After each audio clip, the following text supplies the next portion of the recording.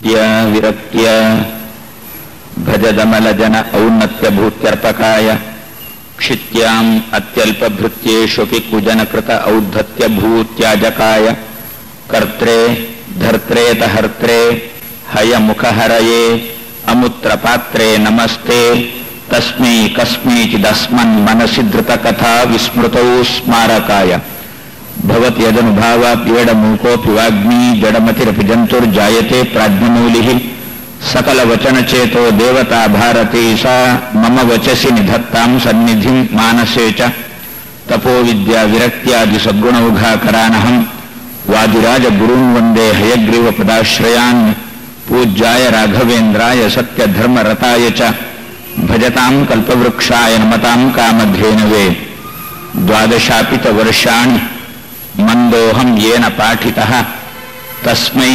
ವಿದ್ಯಾದಿಮಾನ್ಯಾಯ ನಮಸ್ತೆ ಶಾಂತರೂಪಿಣೆ. ಶ್ರೀ ಗುರುಭ್ಯೋ ನಮಃ.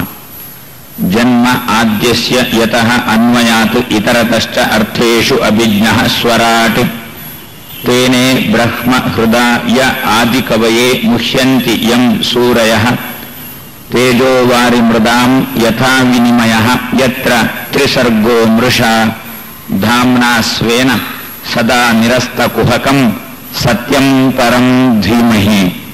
ಶ್ರೀ ಗುರುಭ್ಯೋ ನಮಃ.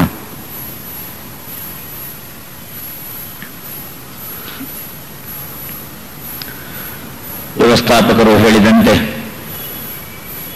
ಇಂದಿನಿಂದ 7 ದಿವಸಗಳ ಕಾಲ ಯಥಾಶಕ್ತಿ ನಾವೇನು ಪೂರ್ತಿ ಹೇಳ್ತೇವೆ ಅಂತ ಕೂತಿಲ್ಲ, ನೀವು ಪೂರ್ತಿ ಕೇಳ್ತೀರಿ ಅಂತೇನು ಸಂಕಲ್ಪ ಮಾಡಿ ಕೂತದ್ದಲ್ಲ. ಆದ್ರಿಂದ ಹೇಳುವವರು ಕೇಳುವವರು ಇಬ್ರು ಕೂಡ ಯಥಾಶಕ್ತಿ ಕೇಳ್ತೇವೆ ಹೇಳ್ತೇವೆ ಅಂತ ಸಂಕಲ್ಪ ಮಾಡಿಕೊಂಡು ಸಾಧ್ಯ ಆದಷ್ಟು ಪ್ರಾಯಶಃ ನಿಮಗೆ ನಿಮ್ಮ ಅಭ್ಯಾಸ ಒಂದು, ನಂದು ಅಭ್ಯಾಸ ಒಂದು.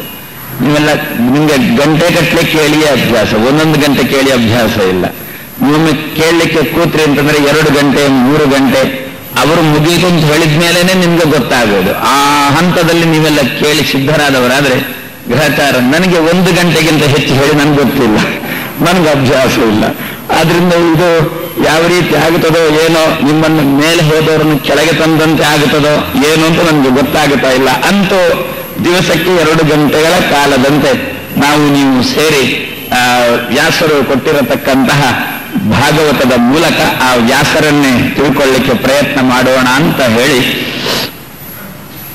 ಯದ್ಯಪಿ ನಮಗೆ ಗೊತ್ತಿರುವಂತೆ ಇದು ಒಂದು ಮಾತ್ರ ಭಾಗವತ ಅಲ್ಲ, ವ್ಯಾಸರ ಎಲ್ಲಾ ಗ್ರಂಥಗಳಿಗೂ ಭಾಗವತ ಅಂತಲೇ ಹೆಸರು. ಭಗವಂತ ಮಾಡಿದ ಗ್ರಂಥ ಭಾಗವತ ಅಷ್ಟೇ ತಾನೆ. ಭಗವತ್ಕೃತ ಭಗವತ್ ಸಂಬಂಧಿಯಾದ ಗ್ರಂಥ ಏನುಂಟು ಅದೆಲ್ಲ ಭಾಗವತ. ಬ್ರಹ್ಮಸೂತ್ರನೂ ಭಾಗವತನೇ, ಭಗವದ್ಗೀತೆಯು ಭಾಗವತನೇ, ಇತರ 17 ಪುರಾಣಗಳು ಭಾಗವತಗಳೇ, ಮಹಾಭಾರತನೂ ಭಾಗವತನೇ.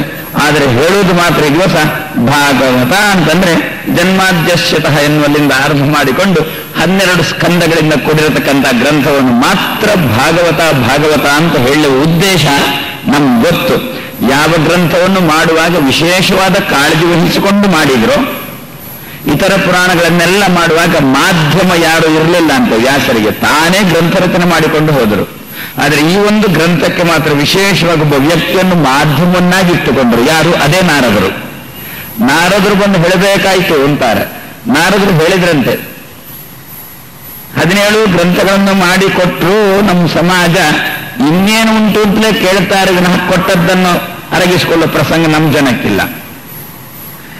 ಎಲೆಗೆ ಹಾಕಿದ್ದನ್ನು ತಿನ್ನೋ ಪ್ರಸಂಗ ನಮ್ಮ ಜನಕ್ಕಿಲ್ಲ. ಇನ್ನೇನು ಬರ್ತದೆ ಅಂತ ನೋಡ್ತಾ ಇರ್ತಾರೆ ಅಡಿಗೆ ಮನೆಗೆ, ವಿನಃ ಎಲೆಯಲ್ಲಿ ಏನು ಹಾಕಿದ್ದಾರೆ ಅದನ್ನು ಮುಗಿಸೋಣ ಅನ್ನತಕ್ಕಂಥ ಪ್ರಜ್ಞೆ ನಮ್ಮ ಜನಕ್ಕಿಲ್ಲ. ಇಷ್ಟೆಲ್ಲ ಕೊಟ್ಟಿದ್ದಾರೆ, ಇದನ್ನೆಲ್ಲ ಓದಿಕೊಂಡು ಜೀರ್ಣಿಸಿಕೊಳ್ಳತಕ್ಕಂಥ ಹಂತ ನಮ್ಮಲ್ಲಿಲ್ಲದಿರುವಾಗ ವ್ಯಾಸರು ಕೊರಗಿದವರಂತೆ ಸರಸ್ವತಿ ನದಿ ತೀರದಲ್ಲಿ ಕೂತಿದ್ರಂತಲ್ವೋ. ಆದ್ರೆ ಏನಭಿಪ್ರಾಯ? ಸರಸ್ವತಿ ತೀರದಲ್ಲೇ ಕೂತರು. ಅಲ್ಲಿಗೆ ನಾರದರು ಬಂದ್ರು. ಏನೋ ಕೊರಗಿದಂತೆ ಕೂತಿದ್ದೀರಾ ಅಂತಂದ್ರು. ನಾರದರು ನಾಟಕ ಆಡಿದ್ರು, ವ್ಯಾಸರಕ್ಕೆ ಅನುಕೂಲವಾಗಿ ನಾಟಕ ಆಡಿದ್ರು. ಎಂತಹ ನಾಟಕ ಅಂತಾರೆ. ಆ ಸಂದರ್ಭದಲ್ಲಿ ನಾರದರು ಕೊಟ್ಟಿರತಕ್ಕಂತಹ ಮಾತೇನು? ಇನ್ನು 1 ಗ್ರಂಥ ಮಾಡಿ ಕೊಡಿ, ಜೀವನದಲ್ಲಿ ಜಯ ಆಯಿತು ಅಂತಂದ್ರು. ಆದ್ರಿಂದ ಕಾಣ್ತಾರೆ ಪ್ರಾಯಶಃ ನಮ್ಮಲ್ಲಿ ಅಲ್ಲಿಂದ ಬಂತು 18 ಸಂಖ್ಯೆಗೆ ಜಯ ಅಂತ. ವ್ಯಾಸರು ಗೆದ್ರಂತೆ. 18ನೇ ಪುರಾಣವನ್ನು ರಚನೆ ಮಾಡಿ ಕೊಟ್ಟ ಮೇಲೆ, ಭಾಗವತವನ್ನು ರಚನೆ ಮಾಡಿ ಕೊಟ್ಟ ಮೇಲೆ ವ್ಯಾಸರು ಪೂರ್ತಿ ಗೆದ್ರು. ಯಾಕೆ ಗೊತ್ತೋ, ಈ ಭಾಗವತವನ್ನು ಇತರರು ಯಾರು ಸ್ಪರ್ಶ ಮಾಡಿ ಹಾಳು ಮಾಡುವ ಗೊಡವೆಗೆ ಹೋಗಿಲ್ಲ ಅಂತೆ. ಬೇರೆ ಎಲ್ಲಾ ಪುರಾಣಗಳು ಅವರು ಕೈ ಹಾಕಬೇಕಾಗಿಯೇ ಇಲ್ಲ, ಬೇರೆ ಯಾರು ಕೈ ಹಾಕಬೇಕಾಗಿಯೇ ಇಲ್ಲ, ಅದೇ ನಾನಾ ಮುಖದಿಂದ ತೆರೆದುಕೊಳ್ಳುತ್ತದೆ. ವಿಷ್ಣುವನ್ನು ಕೆಳಮಟ್ಟಕ್ಕಿಡುವ ರೀತಿಯಲ್ಲಿ ತೆರೆದುಕೊಳ್ಳಬಹುದು ಇತರ ಪುರಾಣಗಳು. ಆದರೆ ಭಾಗವತ ಮಾತ್ರ ನಖಶಿಖಾಂತ ನೋಡಿದರೂ ಭಗವಂತನ ಪಾರಮ್ಯವನ್ನು ಬಿಟ್ಟು ಮತ್ತೇನನ್ನೂ ಹೇಳುವುದಿಲ್ಲ. ಆದ್ದರಿಂದಲೇ ಪೂರ್ವಾಚಾರ್ಯರು ಯಾರೂ ಭಾಗವತವನ್ನು ಮುಟ್ಲಿಕ್ಕೆ ಬರಲಿಲ್ಲ ಅಂತೆ. ಆವಾಗ ವ್ಯಾಸರಿಗೆ ತೃಪ್ತಿ ಆಯಿತು ಅಂತಾರೆ. ಪೂರ್ವಾಚಾರ್ಯ ಶಬ್ದ ಕರ್ತ ನಿಮ್ಗೊಂದು 6 ದಿವಸದಲ್ಲಿ ಅರ್ಥ ಆದೀತು ಯಾರು ಅಂತ. ಆದ್ರಿಂದ ಪುನಃ ಅದನ್ನು ವಿವರಣೆ ಕೊಡ್ಲಿಕ್ಕೆ ಹೋಗೋದಿಲ್ಲ. ಪೂರ್ವಾಚಾರ್ಯ ಶಬ್ದದ ಅರ್ಥವನ್ನು ಅವರು ಯಾರು ಮುಟ್ಲಿಕ್ಕೆ ಬರಲಿಲ್ಲ ಗ್ರಂಥವನ್ನು. ಹಾಗಾದ್ರೆ ಒಂದು ಗ್ರಂಥ ಯಾವಾಗಲೂ ಕೂಡ ತಾನು ದಾರಿ ತಪ್ಪಿ ಹೋಗೋದು ಯಾವಾಗ ಅಂತಂದ್ರೆ ವ್ಯಕ್ತಿಯನ್ನು ಇಟ್ಟುಕೊಂಡು ಗ್ರಂಥ ದಾರಿ ತಪ್ಪತಕ್ಕಂಥ ಪ್ರಸಂಗ ಉಂಟಂತೆ. ಅದರಿಂದ ಬೇರೆ ಯಾರೂ ಸ್ಪರ್ಶ ಮಾಡ್ಲಿಕ್ಕೆ ಬಂದಿಲ್ಲ. ಆದ್ದರಿಂದ ನಾರದರಂದ್ರು ಎಲ್ಲಿ ಹೇಗೆ ಮಾಡಿದ್ರೂ ಕೂಡ ಇನ್ನೊಬ್ಬರಿಗೆ ಇನ್ನೊಂದು ರೀತಿಯಲ್ಲಿ ಅರ್ಥ ಆಗುವ ಪ್ರಸಂಗ ಬರಬಾರದು, ಆ ರೀತಿ ಗ್ರಂಥ ಮಾಡಿಕೊಡಿ ಅಂತಂದ್ರು.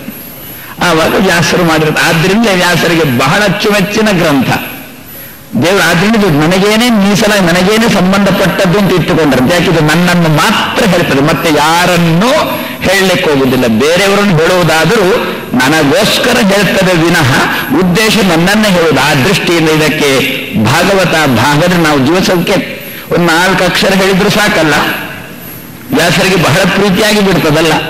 ಆದ್ರಿಂದ ನಮ್ಮಲ್ಲಿ ಒಂದು ಚಾಲ್ತಿಯಲ್ಲಿ ಮಾತು ಬಂತು, ಏನೋ ಹಿರಿಯರಿಂದ ಕೇಳಿದ 4 ಅಕ್ಷರ ಸ್ವಾಮಿ, ಅದನ್ನೇ ಹೇಳ್ತಾ ಇದ್ದೇನೆ. ಏನದು 4 ಅಕ್ಷರ? ಮತ್ತೇನಿಲ್ಲ, ಭಾಗವತ. ನಮ್ಗೆ ಒಳ್ಳೆ ಚಾಲ್ತಿಯಲ್ಲಿ ಬಂದಿದೆ ಅಲ್ಲೋ. ಏನೋ ಒಳ್ಳೆ ಉಪನ್ಯಾಸ ಮಾಡಿದ್ರಿ ಯಾರು, ಒಳ್ಳೆ ಪಾಠ ಮಾಡುವವರಿದ್ರು. ಆವಾಗ ಮತ್ತೊಬ್ರು ಕೇಳಿಸ್ಕೊಳ್ಳೋರಂತಾರೆ, ಏನು ಎಷ್ಟು ಚೆನ್ನಾಗಿ ಹೇಳ್ತಾರೆ, ಎಷ್ಟು ಚೆನ್ನಾಗಿ ಹೇಳ್ತಾರೆ. ಆವಾಗ ಹೇಳಿದವರು ಏನಂತಾರೆ, ಹೌದು ಅಂತ ಹೇಳಿ ತನ್ನ ಬೆನ್ನು ಚಪ್ಪರಿಸಿಕೊಳ್ಳುವುದಿಲ್ಲ. ಮತ್ತೇನ್ ಮಾಡ್ತಾರೆ, ಏನೋ ಹಿರಿಯರಿಂದ ಕೇಳಿದ 4 ಅಕ್ಷರ ಸ್ವಾಮಿ, ಅದನ್ನು ಹೇಳ್ತಾ ಇದ್ದೇನೆ. ಹಾಗಾದ್ರೆ ಹಿರಿಯರಿಂದ ಕೇಳಿದ 4 ಅಕ್ಷರ ಅಂತಂದ್ರೆ ಭಾಗವತ ಎನ್ನತಕ್ಕಂಥ 4 ಅಕ್ಷರ. ಇದನ್ನು ಪ್ರತಿ ದಿವಸ ನಿಮ್ಮ ಜೀವನದಲ್ಲಿ 4 ಅಕ್ಷರಗಳನ್ನು ಮೆಲುಕು ಹಾಕೊಳ್ಳೋಣ, ವ್ಯಾಸರ ವಿಶೇಷ ಕೃಪಾ ಕಟಾಕ್ಷಕ್ಕೆ ಪಾತ್ರರಾಗೋಣ ಅಂತ ಹೇಳ್ತಾ ಆರಂಭ ಶ್ಲೋಕ ಅದನ್ನು ನಾನಾ ಮುಖದಿಂದ ನೋಡ್ತಾರೆ. ಭಗವಂತನ ಪಾರಮ್ಯಕ್ಕೆ ಧಕ್ಕೆ ಬಾರದ ರೀತಿಯಲ್ಲಿ ನಾನಾ ಮುಖದಿಂದ ನೋಡ್ತಾರೆ. ಜನ್ಮಾದಿಗಳು ಅಂತಂದ್ರು, ಜನ್ಮ ಆದ್ಯನಿಗೆ ಅಂತಂದ್ರು. ನಾವೆಲ್ಲ ಸ್ವಲ್ಪ ಸ್ವಲ್ಪ ಸಂಧಿಗಳನ್ನು ನೋಡಿದವರು ತಾನೆ. ಆ ಸಂಧಿ, ಈ ಸಂಧಿ, ಸವರ್ಣ ದೀರ್ಘ ಸಂಧಿ, ಯಣ ಸಂಧಿ, ಗುಣ ಸಂಧಿ, ಸಂಧಿಗಳನ್ನೆಲ್ಲ ಸ್ವಲ್ಪ ಸ್ವಲ್ಪ ಪರಿಚಯಿಸಿಕೊಂಡವರು ತಾನೆ. ಆ ದೃಷ್ಟಿಯಿಂದ ಜನ್ಮಾದಿ ಅಸ್ಯ ಅಂತ ಒಂದು ಮಾಡಬಹುದು, ಜನ್ಮ ಆದ್ಯಸ್ಯ ಅಂತ ಮಾಡಬಹುದು. ಜನ್ಮ ಆದ್ಯಸ್ಯ ಅಂತ ಮಾಡಿದ್ರೆ ಸವರ್ಣ ದೀರ್ಘ ಸಂಧಿ ಮಾಡಿ ಜನ್ಮಾದ್ಯಸ್ಯ ಅಂತ ಮಾಡೋಣ. ಜನ್ಮಾದಿ ಅಸ್ಯ ಅಂತ ಮಾಡಿ ಒಂದು ಎಣು ಸಂಧಿ ಮಾಡಿ ಜನ್ಮಾದ್ಯಸ್ಯ ಅಂತ ಮಾಡೋಣ. ಏನು ಇದನ್ನು ಬಿಡಿಸುವ ಕ್ರಮ ಏನಂದ್ರು, ನಾವು ಇದನ್ನೊಂದು ನೋಡೋಣ. ಈಗ ಜನ್ಮ ಆದ್ಯಸ್ಯ, ಮೊದಲಿಗನಿಗೆ ಜನ್ಮ ಅಂತ ಒಂದು ಅರ್ಥ ತಾನೆ, ನಮ್ಗೆಲ್ಲ ಗೊತ್ತಿದ್ದಂತೆ. ಯಾರು ಮೊದಲಿಗಾನು? ಯಾರಂತಂದ್ರೆ ಚತುರ್ಮುಖ. ಮೊದಲಿಗ ಅಂದ್ರೆ ಚತುರ್ಮುಖ. ಚತುರ್ಮುಖನಿಗೆ ಜನ್ಮ ಯಾರಿಂದ ಆಯಿತೋ ಅಂತಹ ದೇವರು ನಾನು ಚಿಂತನೆ ಮಾಡ್ತೇನೆ ಅಂತ ಸಾಮಾನ್ಯವಾಗಿ ಅರ್ಥ. ಅದ್ಯಾಕೆ ಮೊದಲಿಗ ಚತುರ್ಮುಖನೇ ಆಗಬೇಕು? ಚತುರ್ಮುಖನಿಗಿಂತ ಮೊದಲಿಗರು ಯಾರು ಇಲ್ವೋ? ಚತುರ್ಮುಖನ ಅಮ್ಮ ಇದ್ದಾಳಲ್ಲ, ಅವಳ ಪತಿ ಇದ್ದಾನಲ್ಲ. ಚತುರ್ಮುಖನಿಗೊಂದು ಅಮ್ಮ ಇದ್ದಾಳೆ, ಚತುರ್ಮುಖನಿಗೊಂದು ಅಪ್ಪ ಇದ್ದಾನೆ. ಇವರಿಬ್ಬರು ಮೊದಲಿಗರಲ್ಲೂ ವ್ಯಾಸರು ಏನಂದಿದ್ದಾರೆ? ಆದ್ಯನಿಗೆ ಜನ್ಮ ಅಂತ ಇಷ್ಟೇ ಅಂದದ್ದಲ್ವೋ? ಹಾಗಿರುವಾಗ ಆದ್ಯನಿಗೆ ಜನ್ಮ ಅಂತ ಇಷ್ಟ ಅಂದಿರುವಾಗ ಆದ್ಯ ಅಂತಂದ್ರೆ ಚತುರ್ಮುಖನನ್ನೇ ಯಾಕೆ ತಗೊಳ್ಬೇಕು? ಚತುರ್ಮುಖನ ಅಪ್ಪ ಅಮ್ಮನನ್ನು ಯಾಕೆ ಬಿಡಬೇಕು ನಾವು? ಅದರಿಂದ ನಾವು ಇನ್ನೂ ಹಿಂದೆ ಹೋಗೋಣ, ಚತುರ್ಮುಖನಲ್ಲೇ ನಿಲ್ಲೋದು ಬೇಡ. ಆದ್ಯನಿಗೆ ಜನ್ಮ ಅಂತಂದ್ರೆ ಭಗವಂತನಿಗೆ ಜನ್ಮ, ಆದ್ಯಕ್ಕೆ ಜನ್ಮ ಅಂತಂದ್ರೆ ಲಕ್ಷ್ಮಿಗೆ ಜನ್ಮ, ಆದ್ಯಕ್ಕೆ ಜನ್ಮ ಅಂತಂದ್ರೆ ಚತುರ್ಮುಖನಿಗೆ ಜನ್ಮ, ಆದ್ಯಕ್ಕೆ ಜನ್ಮ ಅಂತಂದ್ರೆ ರುದ್ರದೇವರಿಗೆ ಜನ್ಮ. ಇದು ನಮ್ಮಲ್ಲಿ ಆದ್ಯರು 4 ಜನ ಇದ್ದಾರೆ ಅಂತಾರೆ. ನಾವೇನೋ ಒಬ್ಬನೇ ಆದ್ಯ ಅಂತ ನಾವೇನಾದ್ರೂ ತಿಳ್ಕೊಂಡಿದ್ರೆ, ಆದ್ಯರು ನಮ್ಮ ಇಡೀ ಆಧ್ಯಾತ್ಮಿಕ ಪ್ರಪಂಚದಲ್ಲಿ ನಮಗೆ ಆದ್ಯರು 4 ಜನ ಇದ್ದಾರೆ. ಅವರಿಗೆ ಜನ್ಮ, 4 ಜನ ಆದ್ಯರಿಗೆ ಜನ್ಮ. ಯಾರೊಟ್ಟಿಗೆ ಅಂತ ಕೇಳಿ, ಬರೇ ಅವರಿಗೆ ಜನ್ಮ ಅಂತ ಇಷ್ಟ ಇಲ್ಲ, ಯಾರ ಒಟ್ಟಿಗೆ ಜನ್ಮ ಅಂತ ಕೇಳಿ. ಅದಕ್ಕಂದ್ರು ನಾವು ನೀವು ಭೂಮಿಗೆ ಬರುವಾಗ, ತಾಯಿಯ ಗರ್ಭದಿಂದ ನಾವು ನೀವು ಭೂಮಿಗೆ ಬರುವಾಗ ನಮ್ಮ ಜೊತೆಗೆ ಬರತಕ್ಕಂಥವ್ರು 4 ಜನ. ಇಂತಹ 4 ಜನ ಯಾರಿಂದ ಬರ್ತಾರೆ ನಮ್ಮೊಟ್ಟಿಗೆ ಸೇರಿಕೊಂಡು ಅಂತಹ ದೇವರನ್ನು ಚಿಂತನೆ ಮಾಡೋಣ ಅಂತ ಅಭಿಪ್ರಾಯ ಅಂತದ್ದು. 4 ಜನ ಮೊದಲಿಗರಾಗುವುದು ಹೇಗೆ? ಈಗ 4 ಜನ ಮೊದಲಿಗರಾಗಬೇಕಾದ್ರೆ 4 ಗುಂಪು ಆಗಬೇಕಲ್ಲ. 4 ಗುಂಪು ಇದ್ರೆ ಮಾತ್ರ ಆವಾಗ ಆ 4 ಗುಂಪಿಗೆ 4 ಜನ ಮೊದಲಿಗರು ಅಂತ ಅನ್ನಬಹುದು. ಅದರಲ್ಲಿ ಕೂಡ ಹೇಗುಂಟು, ಆ ಗುಂಪು ಈ ಗುಂಪಲ್ಲಿ ಸೇರಬಾರದು, ಈ ಗುಂಪು ಆ ಗುಂಪಲ್ಲಿ ಸೇರಬಾರದು. 4 ಪ್ರತ್ಯೇಕ ಗುಂಪಿರಬೇಕು. ಆ ಗುಂಪಿಗೆ 4 ಜನ ಮೊದಲಿಗಿರಬೇಕು. ಅದಕ್ಕಂದ್ರು ಭಗವದ್ ಅವತಾರಗಳದ್ದೇ ಒಂದು ಗುಂಪು, ಲಕ್ಷ್ಮಿ ಅವತಾರಗಳದ್ದೇ ಒಂದು ಗುಂಪು, ಚತುರ್ಮುಖ, ವಾಯು, ಭಾರತಿ, ಸರಸ್ವತಿ ಇವರದ್ದೇ ಒಂದು ಗುಂಪು, ಗರುಡಶೇಷ ರುದ್ರಾದಿಗಳನ್ನು ಆರಂಭ ಮಾಡಿಕೊಂಡು ನಮ್ಮೆಲ್ಲರನ್ನು ಸೇರಿಸಿ ಒಂದು ಗುಂಪು. ಇದು 4 ಗುಂಪು ಮಾಡೋಣ ಅಂತಾರೆ. ಇದು ಒಂದರೊಳಗೆ ಮತ್ತೊಂದು ಸೇರುವುದಿಲ್ಲ ನೋಡಿ. ನಿಮಗೆ ಪರಿಚಯ ಉಂಟು ಇಲ್ಲೋ ಗೊತ್ತಿಲ್ಲ. ಈ ಮನೆಯಲ್ಲಿ ಮಧ್ಯಾಹ್ನ ದೇವರ ಪೂಜೆ ಆದ ಮೇಲೆ ರಾತ್ರಿಗೆ ತೀರ್ಥ ಬೇಕು ಅಂತ ತೆಗೆದಿಡ್ಲಿಕ್ಕೆ ಒಂದು ಪಾತ್ರೆ ಇರ್ತದೆ. ಅದಕ್ಕೆ ಏನು ಅಂತ ಕರೀತಾರೆ ಗೊತ್ತೋ? ಅಮೂರ್ತಿ ಅಂತ ಕರೀತಾರೆ. ಏನರ್ಥ? ಅದರ ಹೊಟ್ಟೆ ದೊಡ್ಡದು, ಬಾಯಿ ಚಿಕ್ಕದು. ಹೇಗೆ ನಮ್ದು ಬಾಯಿ ದೊಡ್ಡದು ಹೊಟ್ಟೆ ಚಿಕ್ಕದೋ ಅದೇ ರೀತಿಯಲ್ಲಿ ಆ ಪಾತ್ರದ್ದು ಅದನ್ನು ಅಮೂರ್ತಿ ಅಂತ ನಾವು ಕರೀತೇವೆ. ಮಠಗಳಲ್ಲಿ ಈಗಲೂ ಉಂಟು ಅಮೂರ್ತಿ ಅನ್ನತಕ್ಕಂಥ ಪಾತ್ರ. ಹೊಟ್ಟೆ ದೊಡ್ಡದು, ಬಾಯಿ ಚಿಕ್ಕದು. ಯಾಕೆ ಬಾಯಿ ಚಿಕ್ಕದು? ಅದು ಅಕಸ್ಮಾತ್ ಕೌಚಿ ಬಿದ್ರು ತೀರ್ಥ ಹೊರ ಹೋಗಬಾರದು, ಅದಕ್ಕೋಸ್ಕರ ಬಾಯಿ ಚಿಕ್ಕದು ಮಾಡಿದ್ರು ಅಂತ ಒಂದು ಪಾತ್ರೆ. ನೀವು ಏನೇ ಶತಾಯ ಗತಾಯ ಮಾಡಿದ್ರದು ಒಂದರೊಳಗೆ ಮತ್ತೊಂದು ಕೂಡುವುದಿಲ್ಲ ಆ ಪಾತ್ರೆಗಳು. ಯಾಕೆ? ಬಾಯಿ ಚಿಕ್ಕದು, ಆದ್ರಿಂದ ಒಂದರೊಳಗೆ ಮತ್ತೊಂದು ಕೂಡುವುದಿಲ್ಲ. ಇಂತಹ ಪಾತ್ರಗಳು ತಾನೆ. ಅದೇ ರೀತಿ ಈ 4 ಗುಂಪುಂಟಲ್ಲ, ಇದು ಒಂದು ಗುಂಪಿನೊಳಗೆ ಮತ್ತೊಂದು ಗುಂಪು ಸೇರುವುದಿಲ್ಲ. ಮೊದಲು ನಾರಾಯಣನನ್ನು ವಿಚಾರ ಮಾಡೋಣ. ನಾರಾಯಣನ ಅವತಾರಗಳ ಬಗ್ಗೆ ವಿಚಾರ ಮಾಡೋಣ. ಹೇಗಿದ್ದ ನಾರಾಯಣನ ಲಕ್ಷಣ ಏನು ಗೊತ್ತು? ಸ್ವತಂತ್ರ ಅಂತ ನಾರಾಯಣ. ಅನಂತ ಗುಣ ಪರಿಪೂರ್ಣ ಸ್ವತಂತ್ರ ನಾರಾಯಣನ ಲಕ್ಷಣ. ಇನ್ನು ಉಳಿದದ್ದು 3 ಲಕ್ಷ್ಮಿ ಅವತಾರಗಳದ್ದೊಂದು ಗುಂಪುಂಟಲ್ಲ, ಆ ಗುಂಪಲ್ಲಿ ನಾರಾಯಣನನ್ನು ಸೇರಿಸಲಿಕ್ಕೆ ಬರುತ್ತೋ? ಯಾಕೆ? ಲಕ್ಷ್ಮಿ ಅಂತವಳು ಅವಳ ಅಸ್ವತಂತ್ರ ಚೇತನ. ಅವಳ ಗುಣಕ್ಕೊಂದು ಇತಿಮಿತಿ ಅಂತ ಉಂಟು. ಹಾಗಾದ್ರೆ ಅಸ್ವತಂತ್ರ ಚೇತನವಾಗಿ ಗುಣಕ್ಕೆ ಇತಿಮಿತಿ ಇರುವಿಕೆ ಅನ್ನತಕ್ಕಂಥ ಒಂದು ಗುಣಧರ್ಮ ಹೊಂದಿದವಳು ಲಕ್ಷ್ಮಿ ಮತ್ತು ಅವಳ ರೂಪಗಳು. ಆ ಗುಂಪಲ್ಲಿ ನಾರಾಯಣನ ಗುಂಪು ಸೇರುವುದಿಲ್ಲ, ನಾರಾಯಣನ ಗುಂಪಲ್ಲಿ ಲಕ್ಷ್ಮಿಯ ಗುಂಪು ಸೇರುವುದಿಲ್ಲ. ಒಂದು ಸ್ವತಂತ್ರ. ಇನ್ನು ಯದ್ಯಪಿ ಲಿಂಗದೇಹ ಇಲ್ಲ ಎನ್ನುವುದು ಇಬ್ಬರಿಗೂ ಸಮಾನ, ನಿತ್ಯ ಮುಕ್ತದೆ ಅನ್ನೋದು ಇಬ್ಬರಿಗೂ ಸಮಾನ. ಆದರೆ ನಿತ್ಯ ಮುಕ್ತತ್ವ, ಲಿಂಗದೇಹ ರಾಹಿತ್ಯ ಅನ್ನೋದು ಇಬ್ಬರಿಗೂ ಸಮಾನ. ಆದರೂ ಒಂದು ಸ್ವತಂತ್ರ, ಇನ್ನೊಂದು ಅಸ್ವತಂತ್ರ. ಆದ್ದರಿಂದ ಒಂದರ ಒಳಗೆ ಮತ್ತೊಂದು ಸೇರುವುದಿಲ್ಲ. ಆದ್ದರಿಂದ ನಾರಾಯಣನದ್ದೇ ಒಂದು ಗುಂಪಾಯಿತು, ನಾರಾಯಣನ ಅವತಾರಗಳದ್ದೇ ಒಂದು ಗುಂಪಾಯಿತು. ಆ ಗುಂಪಲ್ಲಿ ಸೇರದೇ ಇರತಕ್ಕಂಥ ಲಕ್ಷ್ಮೀ ರೂಪಗಳದ್ದೇ ಒಂದು ಗುಂಪಾಯಿತು. ಇನ್ನು ಚತುರ್ಮುಖನಲ್ಲಿಗೆ ಬನ್ನಿ. ಚತುರ್ಮುಖ ಸರಸ್ವತಿ, ಭಾರತಿ, ವಾಯು 4 ಜನರನ್ನು ತಗೊಳ್ಳಿ. ಇವರ ಅವತಾರಗಳನ್ನು ಏನಿದ್ರು ಇದರಲ್ಲೇ ಸೇರಿಸಿಬಿಡಿ. ಇವರು ಎಂಥವರು? ಲಿಂಗದೇಹ ಇದ್ದುಕೊಂಡು ಅಸುರಾವೇಶರಹಿತರು. ಇವರಿಗೆ ಲಿಂಗದೇಹ ಉಂಟಲ್ಲ, 4 ಚೇತನಕ್ಕೂ ಲಿಂಗದೇಹ ಉಂಟಲ್ಲ, ಆದರೆ ಅಸುರಾವೇಶ ಇಲ್ಲ. ಲಕ್ಷ್ಮಿಗೂ ಅಸುರಾವೇಶ ಇಲ್ಲ, ಆದರೆ ಅವಳಿಗೆ ಲಿಂಗದೇಹನೂ ಇಲ್ಲ. ಆದ್ರಿಂದ ಬ್ರಹ್ಮನನ್ನು, ಬ್ರಹ್ಮ, ವಾಯು ಅವರ ಪತ್ನಿಯರನ್ನು ಲಕ್ಷ್ಮಿಯ ಗುಂಪಿಗೆ ಸೇರಿಸೋಣ ಅಂತಂದ್ರೆ ಆಗುವುದಿಲ್ಲ. ಯಾಕೆ? ಅವಳಿಗೆ ಲಿಂಗದೇಹ ಇಲ್ಲ, ಇವರಿಗೆ ಲಿಂಗದೇಹ ಇದೆ.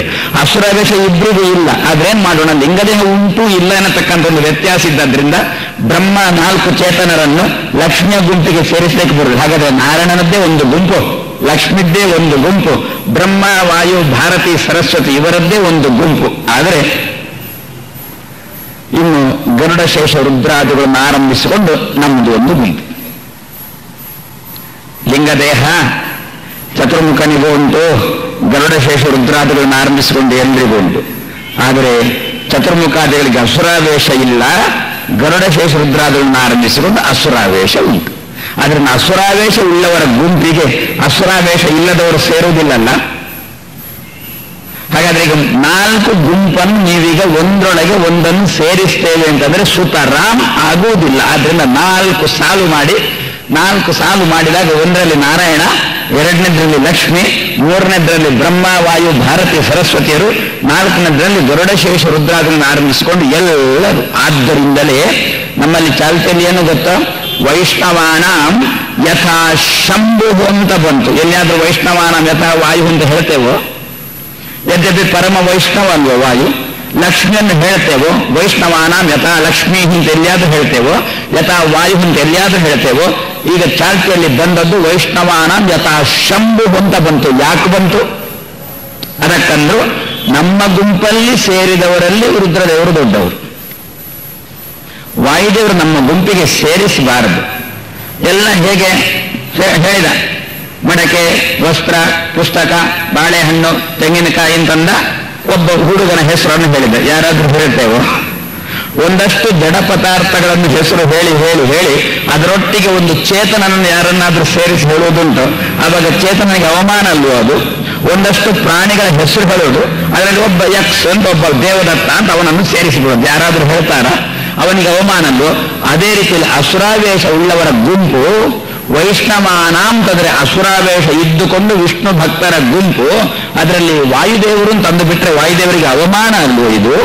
ಆದ್ದರಿಂದ ಎಂತಹ ಪ್ರಸಂಗದಲ್ಲಿಯೂ ಕೂಡ ಅಸುರಾವೇಶ ರಹಿತರಾದ ವಾಯುದೇವರನ್ನು ಅಸುರಾವೇಶ ಸಹಿತರಾದ ಗರುಡಶೇಷ ರುದ್ರಾದನ್ನು ಆರಂಭಿಸಿಕೊಂಡು ನಮ್ಮ ನಿಮ್ಮ ಗುಂಪಲ್ಲಿ ಸೇರಿಸತಕ್ಕದ್ದಲ್ಲ, ಅವರನ್ನು ಪ್ರತ್ಯೇಕ ಇಡತಕ್ಕದ್ದು. ಹಾಗಾದ್ರೆ ಈ 4ನೇ ಗುಂಪಲ್ಲಿ ದೊಡ್ಡವರು ಯಾರು? ಮೊದಲಿಗರು ಯಾರು? ರುದ್ರದೇವರು. ಸ್ವಾಮಿ ಗರುಡಶೇಷರನ್ನು ಹೇಳಬಾರದ? ವೈಷ್ಣವಾನಾಂ ಯಥಾ ಗರುಡಶೇಷ ಅಂತ ಅನ್ನಬಹುದಲ್ಲ. ವೈಷ್ಣವಾನ ಯಥಾ ಶಂಭು ಅಂತಲೇ ಯಾಕೆ ಬಂತು? ಅದಕ್ಕಂದ್ರೂ ಗ್ರಹಚಾರ ಉಳಿಯೋರವರು ಮಾತ್ರ ಇವರಿಬ್ರು ಮೋಕ್ಷಕ್ಕೆ ಹೋಗಿ ಬಿಡ್ತಾರಂತೆ. ಗರುಡಶೇಷರು ಇಬ್ರು ಮೋಕ್ಷ, ನಾಳೆ ದಿವಸ ಚತುರ್ಮುಖ ಮೋಕ್ಷಕ್ಕೆ ಹೋದ ಅಂತಂದ್ರೆ ಗರುಡಶೇಷರು ಇಬ್ರು ಹೋಗಿ ಬಿಡ್ತಾರೆ. ರುದ್ರದೇವರು ಹೋಗೋದಿಲ್ಲಲ್ಲ. ಹೋಗದೆ ಉಳಿದವರನ್ನು ಏನು ಕರೀತೀರಿ?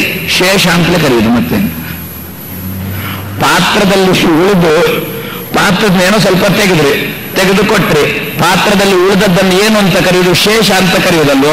ಗರುಡಶೇಷರು ಹೋದ್ರು, ರುದ್ರದೇವರು ಹೋಗಿಲ್ಲ. ಹಾಗಾದ್ರೆ ಇಬ್ಬರು ಹೋಗಿ, ಸಮಾನ ಯೋಗ್ಯತೆ ಉಳ್ಳವರಲ್ಲಿ ಇಬ್ಬರು ಹೋಗಿ ಒಬ್ಬ ಹೋಗದೆ ಉಳಿದ್ರೆ ಉಳಿದವನಿಗೆ ಏನು ಹೆಸರು? ಶೇಷ. ಆದ್ರಿಂದ ರುದ್ರದೇವರು ಮತ್ತೊಮ್ಮೆ ಬರುವಾಗ ಏನಾಗಿ ಬಂದ್ರು? ಶೇಷನಾಗಿ ಬಂದ್ರು. ಉಳಿದವರು ರುದ್ರವರಿಗೆ ಹೆಸರು ಎಷ್ಟು ಚೆನ್ನಾಗಿದೆ ಶಾಸ್ತ್ರೀಯ ಹೆಸರು ರುದ್ರದೇವರಿಗೆ. ಉಳಿದವರಾದ್ರಿಂದ ಅವರಿಗೆ ಶೇಷ. ಹಾಗಾದ್ರೆ ವೈಷ್ಣವಾನ ಯಥಾ ಶಂಭು ಅಂತ ಯಾವುದಕ್ಕೋಸ್ಕರ ಹೇಳೋದು ಅಂತಂದ್ರೆ, ಹೋಗುವವರ ಬಗ್ಗೆ ತಲೆ ಕೆಡಿಸಿಕೊಳ್ಬೇಡಿ, ಇರುವವರ ಬಗ್ಗೆ ತಲೆ ಕೆಡಿಸಿಕೊಳ್ಳೋಣ. ನಾವು ಯಾರಾದ್ರೂ ಈ ದಿವಸ ಮಾಜಿ ವಾಯುವಿನ ಬಗ್ಗೆ ತಲೆ ಕೆಡಿಸಿಕೊಂಡಿದ್ದೇವೋ? ಬಾವಿ ಬ್ರಹ್ಮನ ಬಗ್ಗೆನೇ ತಲೆ ಕೆಡಿಸಿಕೊಂಡದ್ದು ನಾವೆಲ್ಲ. ಬಾವಿ ಬ್ರಹ್ಮನದ್ದು ಶಾಸ್ತ್ರ, ಮಧ್ವಶಾಸ್ತ್ರ, ಮಧ್ವಶಾಸ್ತ್ರ, ಬ್ರಹ್ಮಶಾಸ್ತ್ರ ಅಂತ ಯಾರಾದ್ರೂ ಹೇಳ್ತೇವೋ ನಾವು? ಬ್ರಹ್ಮನ ಬಗ್ಗೆ ಏನಾದ್ರೂ? ಯಾಕೆ ಅವ ಮೋಕ್ಷಕ್ಕೆ ಹೋಗೋ ನಮ್ಮ ಜೊತೆ ಇರೋದಿಲ್ಲ. ಇರುವವರು ಯಾರು? ಹೋಗದಿರುವವರು ಯಾರು? ವಾಯುದೇವರು. ಹಾಗಾದ್ರೆ ಯಾರು ಇರ್ತಾರೋ ಅವರ ಬಗ್ಗೆ ತಲೆ ಕೆಡಿಸಿಕೊಳ್ಳೋಣ. ಜೀವ ಹೋದ್ರು ಯಾರು ಇರ್ತಾನೋ, ಯಾವುದು ಇರ್ತದೋ ಅದರ ಬಗ್ಗೆ ತಲೆ ಕೆಡಿಸಿಕೊಳ್ಳೋಣ. ಪುಣ್ಯ ಪಾಪ ಇರ್ತದೆ, ಭಗವಂತ ಇರ್ತಾನೆ, ಅದರ ಬಗ್ಗೆ ತಲೆ ಕೆಡಿಸಿಕೊಳ್ಳೋಣ. ಗ್ರಹಚಾರ ಹೋಗತಕ್ಕಂಥ ನಮ್ಮ ಬಗ್ಗೆ ನಾವು ಯಾಕೆ ತಲೆ ಕೆಡಿಸಿಕೊಳ್ಬೇಕು? ಆ ದೃಷ್ಟಿಯಿಂದ ರುದ್ರದೇವರು ತಾನು ಹೋಗದೆ ಉಳಿಯೋರಾದ್ದರಿಂದ ವೈಷ್ಣವಾನಾಂ ಯಥಾ ಶಂಭು ಅಂತ ಹಿರಿಯರು ಹೇಳಿದಂತೆ ಅದರ 4 ಗುಂಪುಗಳನ್ನು ಮಾಡಿದಾಗ 4 ಗುಂಪಲ್ಲಿ 4 ಜನ ಮೊದಲಿಗರು ಸಿಕ್ಕಿದ್ದರಿಂದ ಈ 4 ಜನರೂ ಕೂಡ ಯಾವ ಜೀವನ ಜೊತೆ ತಾನು ಧರೆಗೆ ಇಳಿಯುತ್ತಾನೋ, ಯಾರಿಂದ ಇಳಿತಾನೋ ಅಂತಹ ದೇವರನ್ನು ಚಿಂತನೆ ಮಾಡೋಣ. ಪ್ರತಿ ದಿವಸ ನಮ್ಮ ಜೀವನದಲ್ಲಿ ಚಿಂತನೆ, ವಿಶೇಷವಾಗಿ ಯಾವಾಗ ಚಿಂತನೆ ನಡೆಯಬೇಕು ಗೊತ್ತೋ? ನಮ್ಮ ಮನೆಯಲ್ಲಿ ಗರ್ಭಿಣಿ ಇದ್ದಾಳೆ, ಹಡಿಲಿಕ್ಕೆ ತಯಾರಾಗಿದ್ದಾಳೆ. ಏನು ಇನ್ನೊಂದು ಕ್ಷಣದಲ್ಲಿ ಮಗು ಹೊರಗೆ ಬರ್ತದೆ ಅಂತ ನಾವು ಸುತ್ತಮುತ್ತ ನಿಂತುಕೊಂಡು ನಾವೆಲ್ಲ ಕಾಯ್ತಾ ಇರ್ತೇವಲ್ಲ. ಯಾವುದಕ್ಕೆ ಕಾಯುವುದು? ಗಂಡೋ ಹೆಣ್ಣೋ ಅಂತ ವಿಚಾರಕ್ಕೆ ಅಷ್ಟೇ, ಮತ್ತೇನಿಲ್ಲ. ಇದಕ್ಕೋಸ್ಕರನೇ ಕಾಯ್ತಾ ಇರ್ತೇವೆ ನಾವು. ಅವಳು ಹೇಗಿದ್ದಾಳೆ, ಅವಳ ಆರೋಗ್ಯ ಕ್ಷೇಮ ಏನು, ಅದರ ಬಗ್ಗೆ ತಲೆ ಕೆಡಿಸಿಕೊಳ್ಳೋದೇ ಇಲ್ಲ. ಮೊದಲು ನಮ್ಮ ಬಾಯಿಂದ ಬರುವುದೇ ಗಂಡೋ ಹೆಣ್ಣೋ ಅಂತ. ಇದಕ್ಕೋಸ್ಕರ ಸುತ್ತಮುತ್ತ ನಿಂತಿರ್ತೇವಲ್ಲ. ಹಿರಿಯರೊಂದು ಮಾತಂದ್ರು, ವೇದವ್ಯಾಸರಂತ ಇದ್ದಾರೆ, ಸುತ್ತಮುತ್ತ ನಿಂತಾಗ ಯಾವುದರ ಬಗ್ಗೆ ತಲೆ ಕೆಡಿಸಿಕೊಳ್ಳುವುದಕ್ಕಿಂತ ಯಾವ ಜೀವ ಈ ದಿವಸ ಧರೆಗೆ ಬರ್ತಾ ಇದ್ದಾನೋ ಅವನ ಜೊತೆಗೆ ಆದಿ ಮೊದಲಿಗರು 4 ಜನ ಬರಲಿ ಅಂತ ಚಿಂತನೆ ಮಾಡಬೇಕಂತೆ. ಒಂದು ಭಗವಂತ, 2ನೇದ್ದು ಲಕ್ಷ್ಮಿ, 3ನೇದ್ದು ವಾಯು, 4ನೇದ್ದು ಶೇಷ ರುದ್ರ. ಈ 4 ಜನ ಇಳಿದುಕೊಂಡು ಬರಲಿ, ಮಗುವಿನ ಜೊತೆಗೆ ಬರಲಿ. ಆದ್ಯಸ್ಯ ಜನ್ಮ, ಮೊದಲಿಗರು 4 ಜನ ಕಾಣಿಸಿಕೊಳ್ಳಿ. ನಾವು ಸುತ್ತಮುತ್ತ ನಿಂತುಕೊಂಡು ದೇವರಲ್ಲಿ ಪ್ರಾರ್ಥನೆ ಮಾಡಬೇಕಂತೆ. ಬರ್ತಾರೋ 4 ಜನರು ಬರ್ತಾರೆ ಅಂತೆ. ಹೇಗೆ ಬರ್ತಾರೆ? ಮೊದಲು ಭಗವಂತ ಹೇಗೆ ಬಂದ ಎನ್ನುವುದನ್ನು ನೋಡೋಣ. ಜೀವನನ್ನು ಪ್ರತಿಬಿಂಬ ಅಂತ ಕರೀತೇವಲ್ಲ, ಬಿಂಬೋಸು ಪ್ರತಿಬಿಂಬೋಸ್ಮಿ ಅಂತ ಪ್ರತಿ ದಿವಸ ನಮ್ಮ ಚಿಂತನೆ ನಡೀತಾರೆ. ನೀನು ಬಿಂಬ, ನಾನು ಪ್ರತಿಬಿಂಬ, ಬಿಂಬ ಪ್ರತಿಬಿಂಬ. ಜಪ ಮುಗಿದ ಮೇಲೆ ಬೇಕಾದ್ರೆ ನಾನೇ ಮಾಡಿದೆ ಅಂತ ಹೇಳೋಣ. ಅಂತೂ ಜಪಕಾಲದಲ್ಲಿ ಅಂತ ಒಂದು ನೀನು ಬಿಂಬ ನಾನು ಪ್ರತಿಬಿಂಬ ಎದ್ದು ಹಾಗಿರ್ಬಾರ್ದಲ್ಲ. ನೀನು ಮಾಡಿಸಿದಿ ನಾನು ಮಾಡಿದೆ ಅಂತಂದಾಗ ಮಾತ್ರ ಬಿಂಬ ಪ್ರತಿಬಿಂಬದ ಅನ್ನೋ ಒಂದು ಮಾತಿಗೆ ಒಂದು ಸಾರ್ಥಕ್ಯ ಬರ್ತದಲ್ಲ. ಆದ್ರೂ ಸರಿ ಬಂತು ನಮ್ಮಲ್ಲಿ ನಾನೇ ಮಾಡಿದೆ ಅಂತ. ಅಂತೂ ನಾವು ಹೊರಗೆ ಇಳಿದಾಗ, ತಾಯಿಯ ಗರ್ಭದಿಂದ ಭೂಮಿಗೆ ಇಳಿದಾಗ ಪ್ರತಿಬಿಂಬನಾದ ಜೀವ ಇಳಿದಿದ್ದಾನೆ ಅಂತಂದ್ರೆ, ಕನ್ನಡಿಯಲ್ಲಿ ಪ್ರತಿಬಿಂಬ ಮೂಡಿದೆ ಅಂತಂದ್ರೆ ಬಿಂಬ ಬೇಕೇ ಬೇಕು. ಬಿಂಬ ಇಲ್ಲದೆ ಪ್ರತಿಬಿಂಬ ಮೂಡಲಿಕ್ಕೆ ಸಾಧ್ಯವೇ ಇಲ್ಲ. ಬಿಂಬ ಕಾಣಿಸುವುದಿಲ್ಲ, ಪ್ರತಿಬಿಂಬ ಕಾಣಿಸ್ತದೆ. ಬಿಂಬ ಎಲ್ಲೋ ಹಿಂದೆ ಉಂಟು, ಕನ್ನಡಿ ನಮ್ಮ ಮುಂದೆ ಉಂಟು. ಬಿಂಬ ಕನ್ನಡಿಯಲ್ಲಿ ಹಿಂದೆ ಇದ್ದವನ ಪ್ರತಿಬಿಂಬ ಮೂಡಿದೆ, ಪ್ರತಿಬಿಂಬ ಕಾಣಿಸ್ತದೆ, ಬಿಂಬ ಕಾಣಿಸುವುದಿಲ್ಲ, ಅವೆಲ್ಲೋ ಹಿಂದೆ ಇದ್ದಾನೆ. ಹಾಗಾದ್ರೆ ಕನ್ನಡಿಯಲ್ಲಿ ತೋರತಕ್ಕಂತಹ ಪ್ರತಿಬಿಂಬವನ್ನು ನೋಡಿ ಹಿಂದಿನಿಂದ ಬಿಂಬ ಇದೆ ಅಂತ ತೀರ್ಮಾನ ಮಾಡ್ತೇವಲ್ಲ, ಅದೇ ರೀತಿಯಲ್ಲಿ ಪ್ರತಿಬಿಂಬನಾದ ಜೀವ ಧರೆಗೆ ಬಂದಿದ್ದಾನೆ ಎನ್ನುವುದನ್ನು ನೋಡಿಕೊಂಡೇ ಇದಕ್ಕೊಂದು ಬಿಂಬ ಉಂಟು ಅಂತ ತೀರ್ಮಾನ ಮಾಡು. ಹಾಗಾದ್ರೆ ಭಗವಂತ ಬಂದ ಎನ್ನುವುದನ್ನು ತೀರ್ಮಾನ ಮಾಡುವ ಬಗೆ ಹೇಗೆ ಅಂದ್ರೆ, ಈ ತಾಯಿಯ ಗರ್ಭದಿಂದ ಬಂದಿರತಕ್ಕಂತಹ ಚೇತನ ಚೆನ್ನಾಗಿ ಧರೆಗೆ ಬಂತು ಅಂತಾದಾಗ ಭಗವಂತನು ಬಂದಿದ್ದಾನೆ ಸ್ವಾಮಿ ಜೀವನ ಜೊತೆಗೆ. ಯಾಕೆ ಉಂಟಲ್ಲ, ಇದು ಧರೆಗೆ ಬಂದಿದೆಲ್ಲ, ಕೈಕಾಲು ಅಲುಗಾಡಿಸ್ತದಲ್ಲ, ಆದ್ರಿಂದ ಭಗವಂತನು ಬಂದಿದ್ದಾನೆ ಅಂತ ಭಗವಂತನ ಬರುವಿಕೆ ಒಂದು ಚಿಂತನೆ. ಹಾಗಾದ್ರೆ ದೇವರು ಬಂದ ಅಂತ ಯಾವುದಕ್ಕೋಸ್ಕರ? ದೇವ ಬಂದ, ನಮ್ಮ ಸ್ವಾಮಿ ಬಂದ ಯಾವುದಕ್ಕೋಸ್ಕರ? ದೇವರು ಬರುವುದಕ್ಕೋಸ್ಕರ ಅಲ್ಲ ಸ್ವಾಮಿ, ತಾಯಿಯ ಗರ್ಭದಿಂದ ಬಂದಿರತಕ್ಕಂಥ ಮಗು ಕ್ಷೇಮವಾಗಿ ಇರುವುದಕ್ಕೋಸ್ಕರ ದೇವರು ಬಂದ ಅಂತ ಚಿಂತನೆ. ಆದ್ರೆ ಮಗು ಬಂತು ಅಂತ ಚಿಂತನೆ ಮಾಡುವ ಬದಲು ದೇವರು ಬಂದ ಅಂತ ಚಿಂತನೆ ಮಾಡೋಣ, ಬಿಂಬ ಉಂಟು ಅಂತ ಚಿಂತನೆ ಮಾಡೋಣ. ಪ್ರತಿಬಿಂಬ ಮೂಡ್ತದೆ ಅಂತಾರೆ, ಪ್ರತಿಬಿಂಬ ಚೆನ್ನಾಗಿದ್ದೇ ಇರ್ತಾನೆ ಅಂತಾರೆ. ಆ ದೃಷ್ಟಿಯಿಂದ ಹಾಗಾದ್ರೆ ಪ್ರತಿಬಿಂಬನಾದ ಜೀವ ತಾಯಿಯ ಗರ್ಭದಿಂದ ಬಂದಿದ್ದಾನೆ ಅಂತಂದಾಗ ಭಗವಂತ ಬಂದ, ಒಬ್ಬ ಆದ್ಯ ಬಂದ. ಇನ್ನು ಎರಡನೆಯ ಆದ್ಯ, ಅದು ಕೊನೆಗೆ ನೋಡೋಣ. ಮೂರನೆಯ ಆದ್ಯ ಯಾರು? ವಾಯುದೇವರು ಅಂತ ಹೇಳಿ ಬಂದ್ರು. ಮಗು ಶ್ವಾಸೋಚ್ಛ್ವಾಸ ನಡೆದು ಶ್ವಾಸೋಚ್ಛ್ವಾಸ ಮಾಡ್ತಾರೆ ಅಂತಂದ್ರೆ ಗಾಳಿ ಉಂಟು ಅಂತ ಅರ್ಥ, ವಾಯುದೇವರು ಇದ್ದೇ ಇದ್ದಾರೆ ಅಂತ ಅರ್ಥ. ಹೇಳಿದ್ರೆ ಏನಂತ ಸುತ್ತಮುತ್ತಿರುವವರು ಏನಂತ ಪ್ರಾರ್ಥನೆ ಮಾಡೋದು? ವಾಯುದೇವರು ಬರಲಿ ಮಗುವಿನ ಜೊತೆಗೆ ಅಂತ ಪ್ರಾರ್ಥನೆ ಅಲ್ವ, ಭಗವಂತ ಬರಲಿ ಅಂತ ಪ್ರಾರ್ಥನೆ. ಯಾಕೆ? ಆ ಶರೀರದಲ್ಲಿ ಚೇತನ ಇರಲಿ ಅಂತ ಅಭಿಪ್ರಾಯ. ವಾಯುದೇವರು ಬರಲಿ ಅಂತ ಪ್ರಾರ್ಥನೆ. ಯಾಕೆ ಪ್ರಾರ್ಥನೆ? ಮಗು ಶ್ವಾಸೋಚ್ಛ್ವಾಸ ಮಾಡಲಿ ಅಂತ. ಎಷ್ಟೋ ಸಂದರ್ಭದಲ್ಲಿ ಮಗು ಹುಟ್ಟಿರ್ತದೆ, ಮತ್ತೆ ವೈದ್ಯರು ಬರಬೇಕಾಗ್ತದೆ ಶ್ವಾಸೋಚ್ಛ್ವಾಸ ಮಾಡಿಸ್ಬೇಕು ಅಂತಾದ್ರೆ. ನಮ್ಮಲ್ಲಿ ಕೂಡ ಇರ್ತದೆ, ಏನು ನೀರಿಗೆ ಬಿದ್ದಿರ್ತಾನೆ, ಹೊತ್ತಾಗಿರ್ತದೆ, ಹೋಗುವ ಪರಿಸ್ಥಿತಿಯಲ್ಲಿರ್ತಾನೆ, ಮೇಲೆ ತರ್ತಾರೆ, ಶ್ವಾಸೋಚ್ಛ್ವಾಸ ಸ್ವಲ್ಪ ಸ್ತಬ್ಧ ಆದಂತಿರ್ತದೆ, ಒತ್ತಿ ಗಿತ್ತಿ ಏನೋ ಮಾಡಿ ಮತ್ತೆ ಪುನಃ ಶ್ವಾಸೋಚ್ಛ್ವಾಸ ಮಾಡುವಂತೆ ಮಾಡಿ. ಆದ್ರೆ ವ್ಯಕ್ತಿ ಇರಬಹುದು, ಶ್ವಾಸೋಚ್ಛ್ವಾಸ ಇಲ್ಲದೆ ಇರಬಹುದು. ಅಂತ ಪ್ರಸಂಗದಲ್ಲಿ ಏನು ಮಾಡಬೇಕು? ವಾಯುದೇವರನ್ನು ಚಿಂತನೆ ಮಾಡೋಣ. ಆ ಸಂದರ್ಭದಲ್ಲಿ ಮಗು ತಾಯಿಯ ಗರ್ಭದಿಂದ ಹೊರಗೆ ಬರ್ತದೆ ಅಂತಂದಾಗ ವಾಯುದೇವರ ಚಿಂತನೆ ಮಾಡೋಣ. ಆವಾಗ ಅಲ್ಲಿ ಶ್ವಾಸೋಚ್ಛ್ವಾಸನು ತನ್ನಿಂತಾನೇ ನಡೀತದೆ ಅಂತಂದ್ರು. ಇನ್ನು ಮೂರನೆಯ ಆದ್ಯ ರುದ್ರದೇವರು ಅಂತಾದ್ರೆ, ರುದ್ರದೇವರು ಬರುವುದು, ರುದ್ರದೇವರು ಮನೋನಿಯಾಮಕರು. ನಿಮಗೆಲ್ಲ ಕೈ ಕಾಲು ಅಲುಗಾಡಿಸ್ತದೆ ಅಂತಂದ್ರೆ ಮನಸ್ಸು ಒಳಗೆ ವ್ಯಾಪಾರ ಮಾಡಿರಲೇಬೇಕು. ಮನಸ್ಸಿನ ವ್ಯಾಪಾರ ಇಲ್ಲ ಅಂತಂದ್ರೆ ನಮ್ಮಲ್ಲಿ ಯಾವ ಚಟುವಟಿಕೆಯೂ ನಡೆಯುವುದಿಲ್ಲ ಅಂತ ಹಿರಿಯರು ಹೇಳಿರ್ತಕ್ಕಂಥ ಮಾತು. ಯದ್ಯಪಿ ಆರಂಭದ 6 ತಿಂಗಳು ರುದ್ರದೇವರು ಚಟುವಟಿಕೆ ಮಾಡುವುದಿಲ್ಲ ಅಂತಾರೆ, ವಾಯುದೇವೇ ಚಟುವಟಿಕೆ ಮಾಡುವುದು ಅಂತಾರೆ. ಅಂತೂ ರುದ್ರದೇವರ ಮನಸ್ಸು ಉಂಟು, ಆದ್ದರಿಂದ ರುದ್ರದೇವರಿದ್ದಾರೆ ಅಂತ ಚಿಂತನೆ ಮಾಡೋಣ. ಹಾಗಾದ್ರೆ ಮಗು ಹುಟ್ಟುವ ಸಂದರ್ಭದಲ್ಲಿ ರುದ್ರದೇವರು ಬಂದರು ಅಂತ ಚಿಂತನೆ ಮಾಡೋಣ. ನಾಳೆ ದಿವಸ ಈ ಮಗುವಿನ ಮನವೆಂಬ ಮನೆ ಚೆನ್ನಾಗಿದ್ದೀತು, ರುದ್ರದೇವರ ಮನೆ. ಈಗಲೇ ರುದ್ರದೇವರಿಗೆ ಮನೆ ಒಂದು ಕಟ್ಟಿಸಿಕೊಟ್ರೆ ರುದ್ರದೇವರ ಮನೆಯಲ್ಲಿ ಬಂದು ಚೆನ್ನಾಗಿ ವಾಸ ಮಾಡಿ. ಇದು 3 ಜನ ಮಗುವಿನ ಜೊತೆಗೆ ಬಂದ್ರೆ ನಮ್ಗೆ ಇನ್ನು 2ನೇ ಆದ್ಯಳು ಬರಬೇಕಲ್ಲ ಅಂತ ಅದಕ್ಕಂದ್ರು. ಮಗು ಹುಟ್ಟುವಾಗ ಕೂಗುವುದೇ 2ನೇ ಆದ್ಯಳು, ಲಕ್ಷ್ಮಿ ಬಂದಳು ಅಂತ ಅರ್ಥ. ಅದೇನು ಕೂಗುವ ಮೂಲಕ ಲಕ್ಷ್ಮಿ ಬಂದಳು ಅಂತಂದ್ರೆ? ಕೂಗುವುದು ಅಂತಂದ್ರೆ ಅದೊಂದು ಧ್ವನಿ. ಇದು ವರ್ಣಾತ್ಮಕ ಆಗಲಿ ಧ್ವನ್ಯಾತ್ಮಕ ಆಗಲಿ 2 ರೀತಿಯಲ್ಲಿ ಶಬ್ದ ಇದೆ ನಮ್ಮಲ್ಲಿ. ವರ್ಣಾತ್ಮಕ, ಧ್ವನ್ಯಾತ್ಮಕ 2 ರೀತಿಯ ಶಬ್ದ ಇದೆ. 2 ರೀತಿಯಾಗಿರತಕ್ಕಂತಹ ಶಬ್ದಗಳಿಂದ ಪ್ರತಿಪಾದ್ಯ ಯಾರು? ಭಗವಂತ. ಆ ಶಬ್ದಗಳನ್ನು ಉಚ್ಚಾರ ಮಾಡಿ ದೇವರನ್ನು ಹೇಳುವವಳು ಯಾರು? ಲಕ್ಷ್ಮಿ. ಶ್ರುತಿತತಿಗಳಿಗೆ ಅಭಿಮಾನಿ ಲಕ್ಷ್ಮೀ, ಸ್ತುತಿಗಳಿಗೆ ಗೋಚರಿಸನು ಅಂತ ದಾಸರು ಹೇಳಿದಂತೆ ಶ್ರುತಿತತಿ, ಶ್ರುತಿ ಶಬ್ದಕ್ಕರ್ಥ ಏನು ನಿಮ್ಗೊಂದು? ನಾವೀಗ ಶ್ರುತಿ ಅಂತಂದ್ರೆ ಅಗ್ನಿಮೇಳೆ ಪುರೋಹಿತಂ ಯಜ್ಞಸ್ಯ ದೇವಮೃತಿ ಎನ್ನುವುದನ್ನು ಶ್ರುತಿ ಅಂತಂದಿದ್ದೇವೆ. ನಿಜವಾಗಿ ಶ್ರುತಿ ಅಂದ್ರೆ ಏನು ಗೊತ್ತೋ? ಹಾಡುವರ ಹತ್ರ ಕೇಳಿ. ಹಾಡುವರ ಹತ್ರ ಶ್ರುತಿಯಲ್ಲಿ ಅಂತಂದ್ರೆ ಅವರು ಅಗ್ನಿಮೇಳೆ ಪುರೋಹಿತ ಅಂತ ಶುರು ಮಾಡೋದಿಲ್ಲ, ಶ್ರುತಿ ಪೆಟ್ಟಿಗೆ ಅಂತ ಶುರು ಮಾಡ್ತಾರೆ ಅವರು. ಹಾಗಾದ್ರೆ ಏನರ್ಥ? ಶ್ರುತಿ ಶಬ್ದಕ್ಕೆ ಏನರ್ಥ? ಧ್ವನಿ ಅಂತ ಅರ್ಥ ಅಲ್ವೋ? ಆ ಧ್ವನಿಯಿಂದ ಮತ್ತೆ ವರ್ಣ ಹೊರಡ್ಲಿ, ಧ್ವನಿ ಇಲ್ಲದೆ ವರ್ಣ ಹೊರಡ್ಲಿಕ್ಕೆ ಸಾಧ್ಯನೇ. ಆದ್ರಿಂದ ಶ್ರುತಿ ಅಂತಂದ್ರೆ ಧ್ವನಿ. ಆದ್ದರಿಂದಲೇ ಭಗವಂತ ಏನ್ ಮಾಡಿದ? ತಾಯಿಯ ಗರ್ಭದಿಂದ ಮಗು ಹುಟ್ಟುವಾಗ ಆ ಮಗು ಧ್ವನಿ ಮಾಡುವಂತೆ ಮಾಡಿದ. ಯಾಕೆ? ಲಕ್ಷ್ಮಿಯ ಜೊತೆಗೆ ಬಂದಿದ್ದಾಳೆ ಅಂತ ಸಮಾಜಕ್ಕೆ ತಿಳಿಸಿಕೊಡುವುದಕ್ಕೋಸ್ಕರ. ನಾವಾದ್ರೆ ಅದು ಚಿಂತೆ. ಮಗು ಹುಟ್ಟುವಾಗ ಅಳಬೇಕು ಅಳಬೇಕು ಅಳಬೇಕು. ಯಾಕೆ? ದೊಡ್ಡವರಾದ್ಮೇಲೆ ಇನ್ನೊಬ್ಬರನ್ನು ಅಳಿಸಬೇಕಾದ್ದರಿಂದ ಹುಟ್ಟುವಾಗ ಮಗು ಅಳಬೇಕು ಅಂತ ನಾವೆಲ್ಲ ನಿರೀಕ್ಷೆ ಮಾಡ್ತೇವೆ. ಮಗು ಅಳಬೇಕು ಅಳಬೇಕು. ಆದ್ರೆ ಮಗು ಅಳುವುದು ಅಂದ್ರೆ ಏನಂತ ನಾವು ನಿರೀಕ್ಷೆ ಮಾಡ್ತೇವಲ್ಲ. ಆದ್ದರಿಂದಲೇ ದೇವರು ಮಾಡಿದ್ದೇನು? ಮಗು ನಗುವಂತೆ ಮಾಡಿಲ್ಲ ಹುಟ್ಟಿದಾಗ. ಏನು ಮಾಡಬೇಕಿತ್ತು ಭಗವಂತ? ಅಂತ ಕರುಣಾಮಯ ಅಂತೇವೆ ಭಗವಂತನನ್ನು. ಮಗು ಹುಟ್ಟುವಾಗ ಮಗು ನಗಬಾರದು? ಇಲ್ಲ, ದೈವ ಸಂಕಲ್ಪ ಮಗು ಅಳಬೇಕು ಅಂತ. ಅಕಸ್ಮಾತ್ ತಾಯಿಯ ಹೊಟ್ಟೆಯಿಂದ ಬಂದ ಮಗು ಅಳ್ಳಿಲ್ಲ, ಸುತ್ತಮುತ್ತ ಕಾಯ್ತಾ ನಿಂತಿದ್ದೇವಲ್ಲ ನಾವು, ಗೋಳೋ ಅಂತ ಅಳ್ಳಿಕ್ಕೆ ಶುರು ಮಾಡಿದ್ದೇವೆ. ಯಾರೋ ಕೇಳಿದ್ರು, ಯಾಕೆ ಅಂತ ಕೇಳಿದ್ರು. ಮಗು ಅಳ್ತಾ ಇಲ್ಲ ಅಂತ ಉತ್ತರ. ವೈದ್ಯರು ಬಂದ್ರು, ಏನೋ ಮಾಡಿ ಮಗುವನ್ನು ಅಳಿಸಿದ್ರು. ಸುತ್ತಮುತ್ತದವರು ಹೋ ಅಂತ ನಕ್ಕರು. ಯಾಕೆ ನಗ್ತಾ ಇದ್ದೀರಿ? ಮಗು ಅಳ್ಳಿಕ್ಕೆ ಶುರು ಮಾಡಿತು, ಆದ್ರಿಂದ ನಗ್ತಾ ಇದ್ದೇವೆ. ಆದ್ರೆ ನಮ್ಮ ಜೀವನದ ಕ್ರಮ ಏನು? ನೀವು ಅಳಬೇಕು, ನಾನು ನಗಬೇಕು. ಅಕಸ್ಮಾತ್ ನೀವು ಅಳ್ಳಿಲ್ಲ. ಶಾಲೆಯಲ್ಲಿ ಅಧ್ಯಾಪಕ ಇವ ಉತ್ತೀರ್ಣ ಇವ ಉತ್ತೀರ್ಣ ಇವ ಉತ್ತೀರ್ಣ ಅಂತ ಕರೀತಾ ಹೋದ.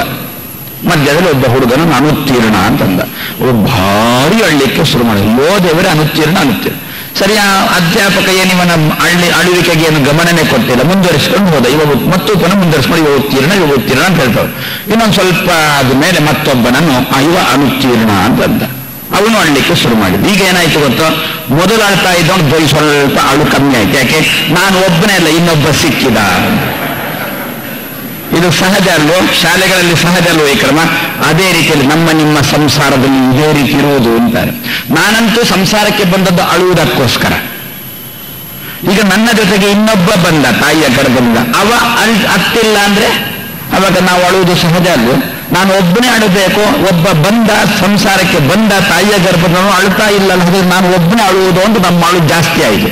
ಅವನು ಅಳ್ಲಿಕ್ಕೆ ಶುರು ಮಾಡಿದ್ರೆ ನಮ್ಗೆ ಸ್ವಲ್ಪ ಸಮಾಧಾನ. ನಾನು ಒಬ್ಬನೇ ಅಳುವುದಲ್ಲ, ನನಗೊಬ್ಬ ಸಿಕ್ಕಿದ್ದಾನೆ. ಒಬ್ಬನೇ ಹೋಗ್ತಾ ಇದ್ದಾನೆ, ಭಯ ಭಯ ಭಯ ಅಂತಾನೆ. ಅವನಿಗೆ ಮತ್ತೊಬ್ಬ ಸಿಕ್ಕಿದ್ರೆ ಗ್ರಹಚಾರ, ಅವನಿಗೂ ಭಯನೇ. ಅಂತೂ ಭಯದವನಿಗೆ ಭಯದವ ಸಿಕ್ಕಿದ್ರೆ ಇಬ್ರು ಹೋಗ್ತಾ ಇರಲು.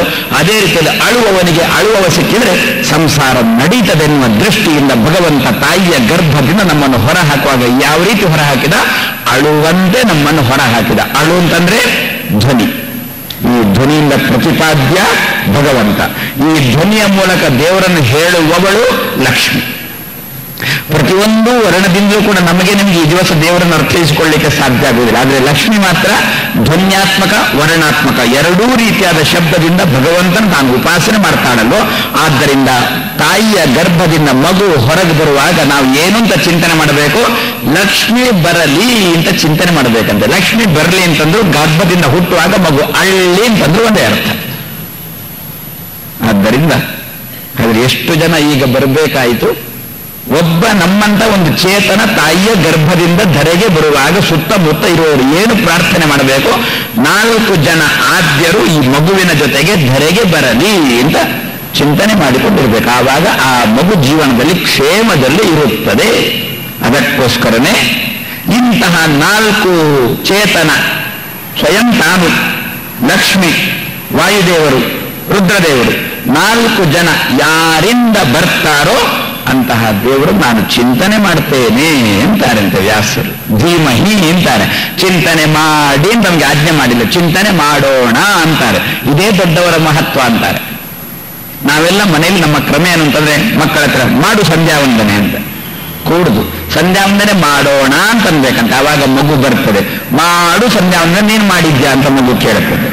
ಅದನ್ನಂತಹ ಪ್ರಸಂಗಕ್ಕೆ ಸುತರಾಂ ಅವಕಾಶ ಕೊಡದೆ ತುಳಸಿ ನೀರು ಹಾಕೋಣ, ಸಂಧ್ಯಾವಂದನೆ ಮಾಡೋಣ, ದೇವರ ಪೂಜೆ ಮಾಡೋಣ ಅಂತ ನಮ್ಮ ಬಾಯಲ್ಲಿ ಬರಬೇಕು. ಮಾಡು ಮಾಡು ಅಂತ ಅದು ದೇವರು ಹೇಳೋದು. ಅಂತಹ ದೇವರೇ ದಿವಸ ಏನಂತಾನೆ? ಧೀಮಹಿ ಧ್ಯಾನ ಮಾಡೋಣ ಅಂದ್ರು. ವೇದವ್ಯಾಸರಿಗೆ ಬೇಕು ಯಾರನ್ನು ಧ್ಯಾನ ಮಾಡುವುದು ವೇದವ್ಯಾಸದೇವರು ತನ್ನನ್ನೇ ಧ್ಯಾನ ಮಾಡಬೇಕು. ಆದ್ರೆ ನಮ್ಮ ಹತ್ರ ಮಾಡು ಅಂತಂದ್ರೆ ನಾವು ಮಾಡುವುದಿಲ್ಲ. ಅದಕ್ಕೋಸ್ಕರ ಮಾಡೋಣ, ಧೀಮಹಿ ಧ್ಯಾನ ಮಾಡುತ್ತೇವೆ ಅಂತ ವೇದವ್ಯಾಸದೇವರು ಹೇಳಿದಂತೆ. ಹಾಗಾದ್ರೆ ಭಗವಂತ ಹಾಗೆ ತನ್ನ ಮಹಾಭಕ್ತಳು, ತನ್ನ ಭಕ್ತ, ಅದೇ ರೀತಿಯಲ್ಲಿ ದೂರದ ತನ್ನ ಭಕ್ತ, ಈ 3 ಜನ ಚೇತನರಿಂದ ಕೂಡಿಕೊಂಡು ಭಗವಂತ ತಾನು ಯಾರಿಂದಾಗಿ ತನ್ನಿಂದಾಗಿಯೇ ಜೀವನ ಜೊತೆಗೆ ಬೆರಗಿ ಇಳಿತಾನಲ್ಲ, ಅದರಿಂದಲೇ ಜನ್ಮ ಆದ್ಯಸ್ಯ ಯತಃ ಅಂತಂದ್ರು. ಮೊದಲಿನ 4 ರೂಪಗಳಿಗೆ ಬರುವಿಕೆ ಯಾರಿಂದಲೋ ಅಂತಹ ದೇವರನ್ನು ಚಿಂತನೆ ಮಾಡೋಣ ನಮ್ಮ ಜೀವನದಲ್ಲಿ. ಪ್ರತಿ ದಿವಸ ನಮಗೆ ಜನ್ಮ, ಮತ್ತೆ 1 ದಿವಸ ಮಾತ್ರ ತಾಯಿಯ ಗರ್ಭದಿಂದ ಬಂದಿದ್ದೇವೆ ಅಷ್ಟೇ. ಅಷ್ಟ ತನಕ ಕಂಡಿಲ್ಲ ನಾವು, ತಾಯಿಯ ಗರ್ಭದಲ್ಲಿದ್ದೆವು. 1 ದಿವಸ ಕಂಡೆವು, ಆ ದಿವಸ ಜನ್ಮ ಆಯ್ತಲ್ಲ. ಪ್ರತಿ ದಿವಸ ನಮಗೂ ನಿಮಗೂ ಜನ್ಮ ಆಗಬೇಕು ಅಂತಾರೆ. ನಿನ್ನೆಯಂತೆ ಇವತ್ತು ನಾವು ಇರಬಾರದು, ನಿನ್ನೆ ಕಂಡಂತೆ ಇವತ್ತು ನಾವು ಕಾಣಬಾರದು, ಇವತ್ತು ಕಂಡಂತೆ ನಾಳೆ ಕಾಣಬಾರದು, ನಾಳೆ ಕಂಡಂತೆ ನಾಡ್ದು ಕಾಣಬಾರದು. ಇದೇ ನಮಗೆ ದಿವಸ ಜನ್ಮ ಅಂತಂದ್ರೆ. ಏನು ನಿನ್ನೆಯಂತೆ ಇವತ್ತು ಕಾಣಬಾರದು ಅಂತಂದ್ರೆ, ನಿನ್ನೆ ಏನೋ ಒಂದು ವಿಷಯವನ್ನು ನಾವು ನೀವು ಮನನ ಮಾಡಿದೆವು, ವಿಚಾರ ಮಾಡಿದೆವು ದೇವರ ಬಗ್ಗೆ. ಇವತ್ತು ಕೂಡ ಅದನ್ನೇ ಅಲ್ಲ, ಇವತ್ತು ಹೊಸ ವಿಚಾರ. ಆವಾಗ ನಿನ್ನೆಯಂತೆ ನಾವಲ್ಲ, ಇವತ್ತು ಬೇರೆ, ಇವತ್ತು ನಮಗೆ ಜನ್ಮ ಆಯಿತು. ಭಗವಂತನ ಬಗ್ಗೆ ಹೊಸ ಹೊಸ ವಿಚಾರಗಳನ್ನು ಪ್ರತಿ ದಿವಸ ತಿಳ್ಕೊಳ್ಳೋದೇ ನಮಗೆ ಹೊಸ ಹೊಸ ಜನ್ಮ ಅಂತಂದ್ರೆ.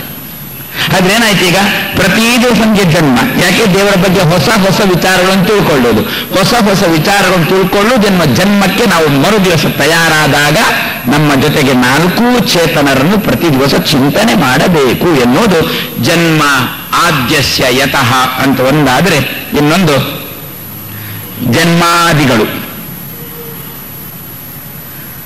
8 ಅಲ್ವ? ಸೃಷ್ಟಿ, ಸ್ಥಿತಿ, ಸಂಹಾರ,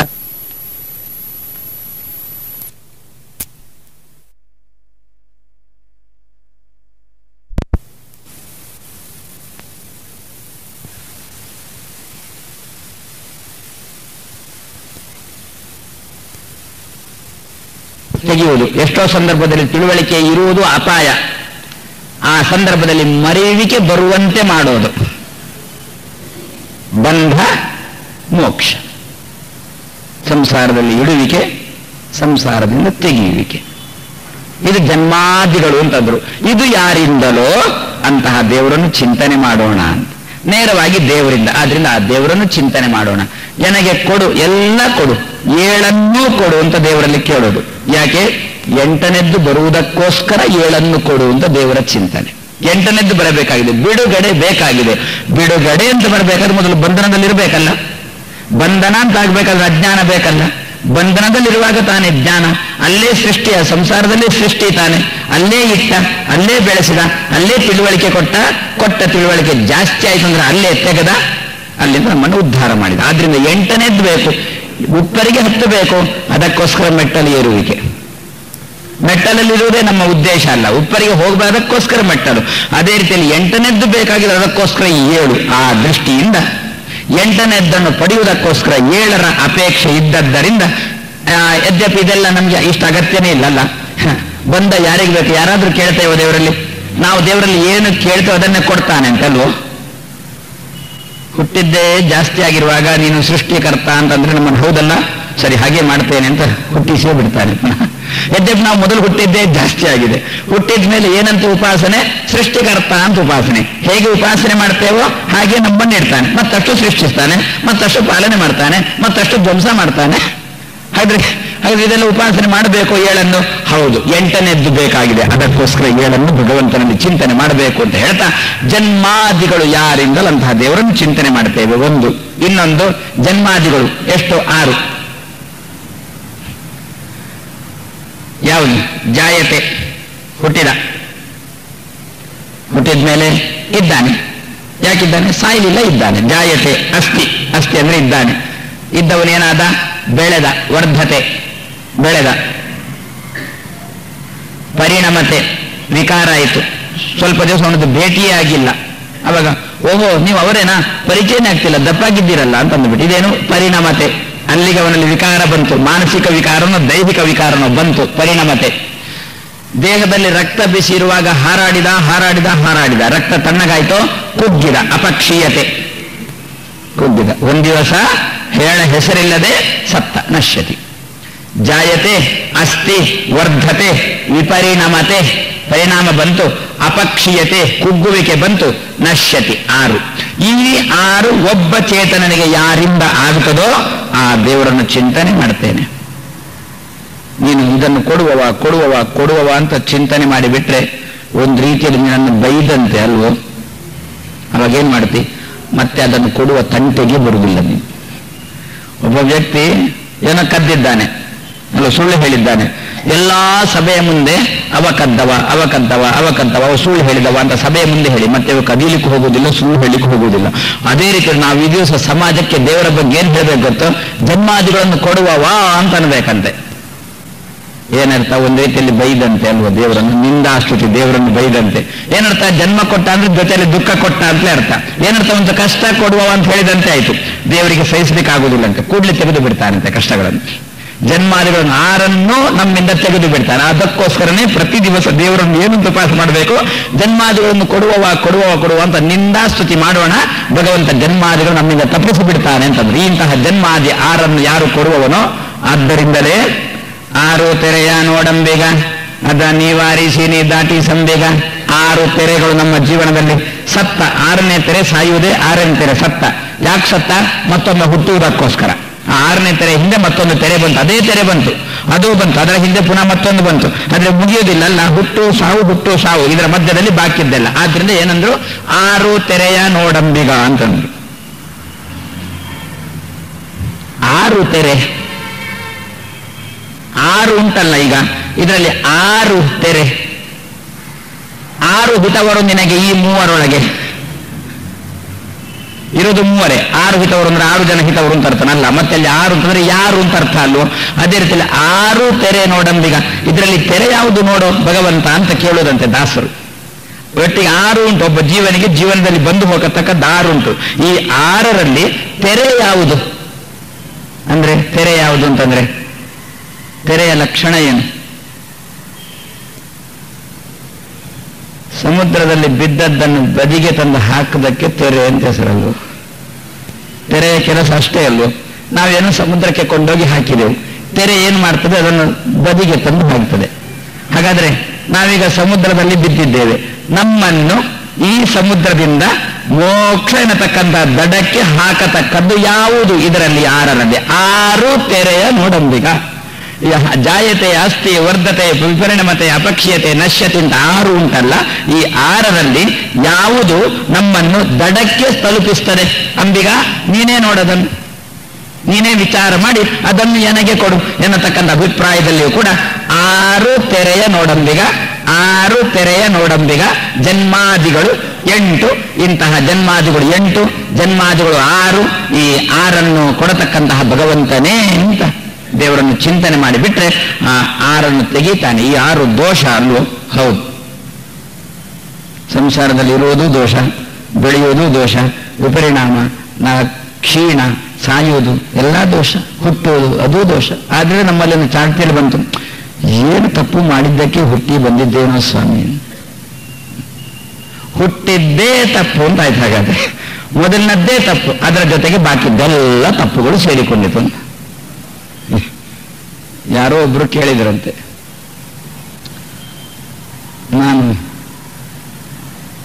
ಪ್ರಧಾನಮಂತ್ರಿಯಾಗಿ ಏನು ತಪ್ಪು ಮಾಡಿದ್ದೇನೆ ಅಂತ ಜನ ನನ್ನನ್ನು ಸೋಲಿಸಿದ್ದು ಅಂತ ಏನೋ ಒಂದು ರಾಗ ಹೇಳಿದ್ರಂತೆ ಯಾರೋ ಒಬ್ರು. ಅವ್ರು ಎಲ್ಲೊಂದು ಚುನಾವಣೆಯಲ್ಲಿ ಸೋತರು.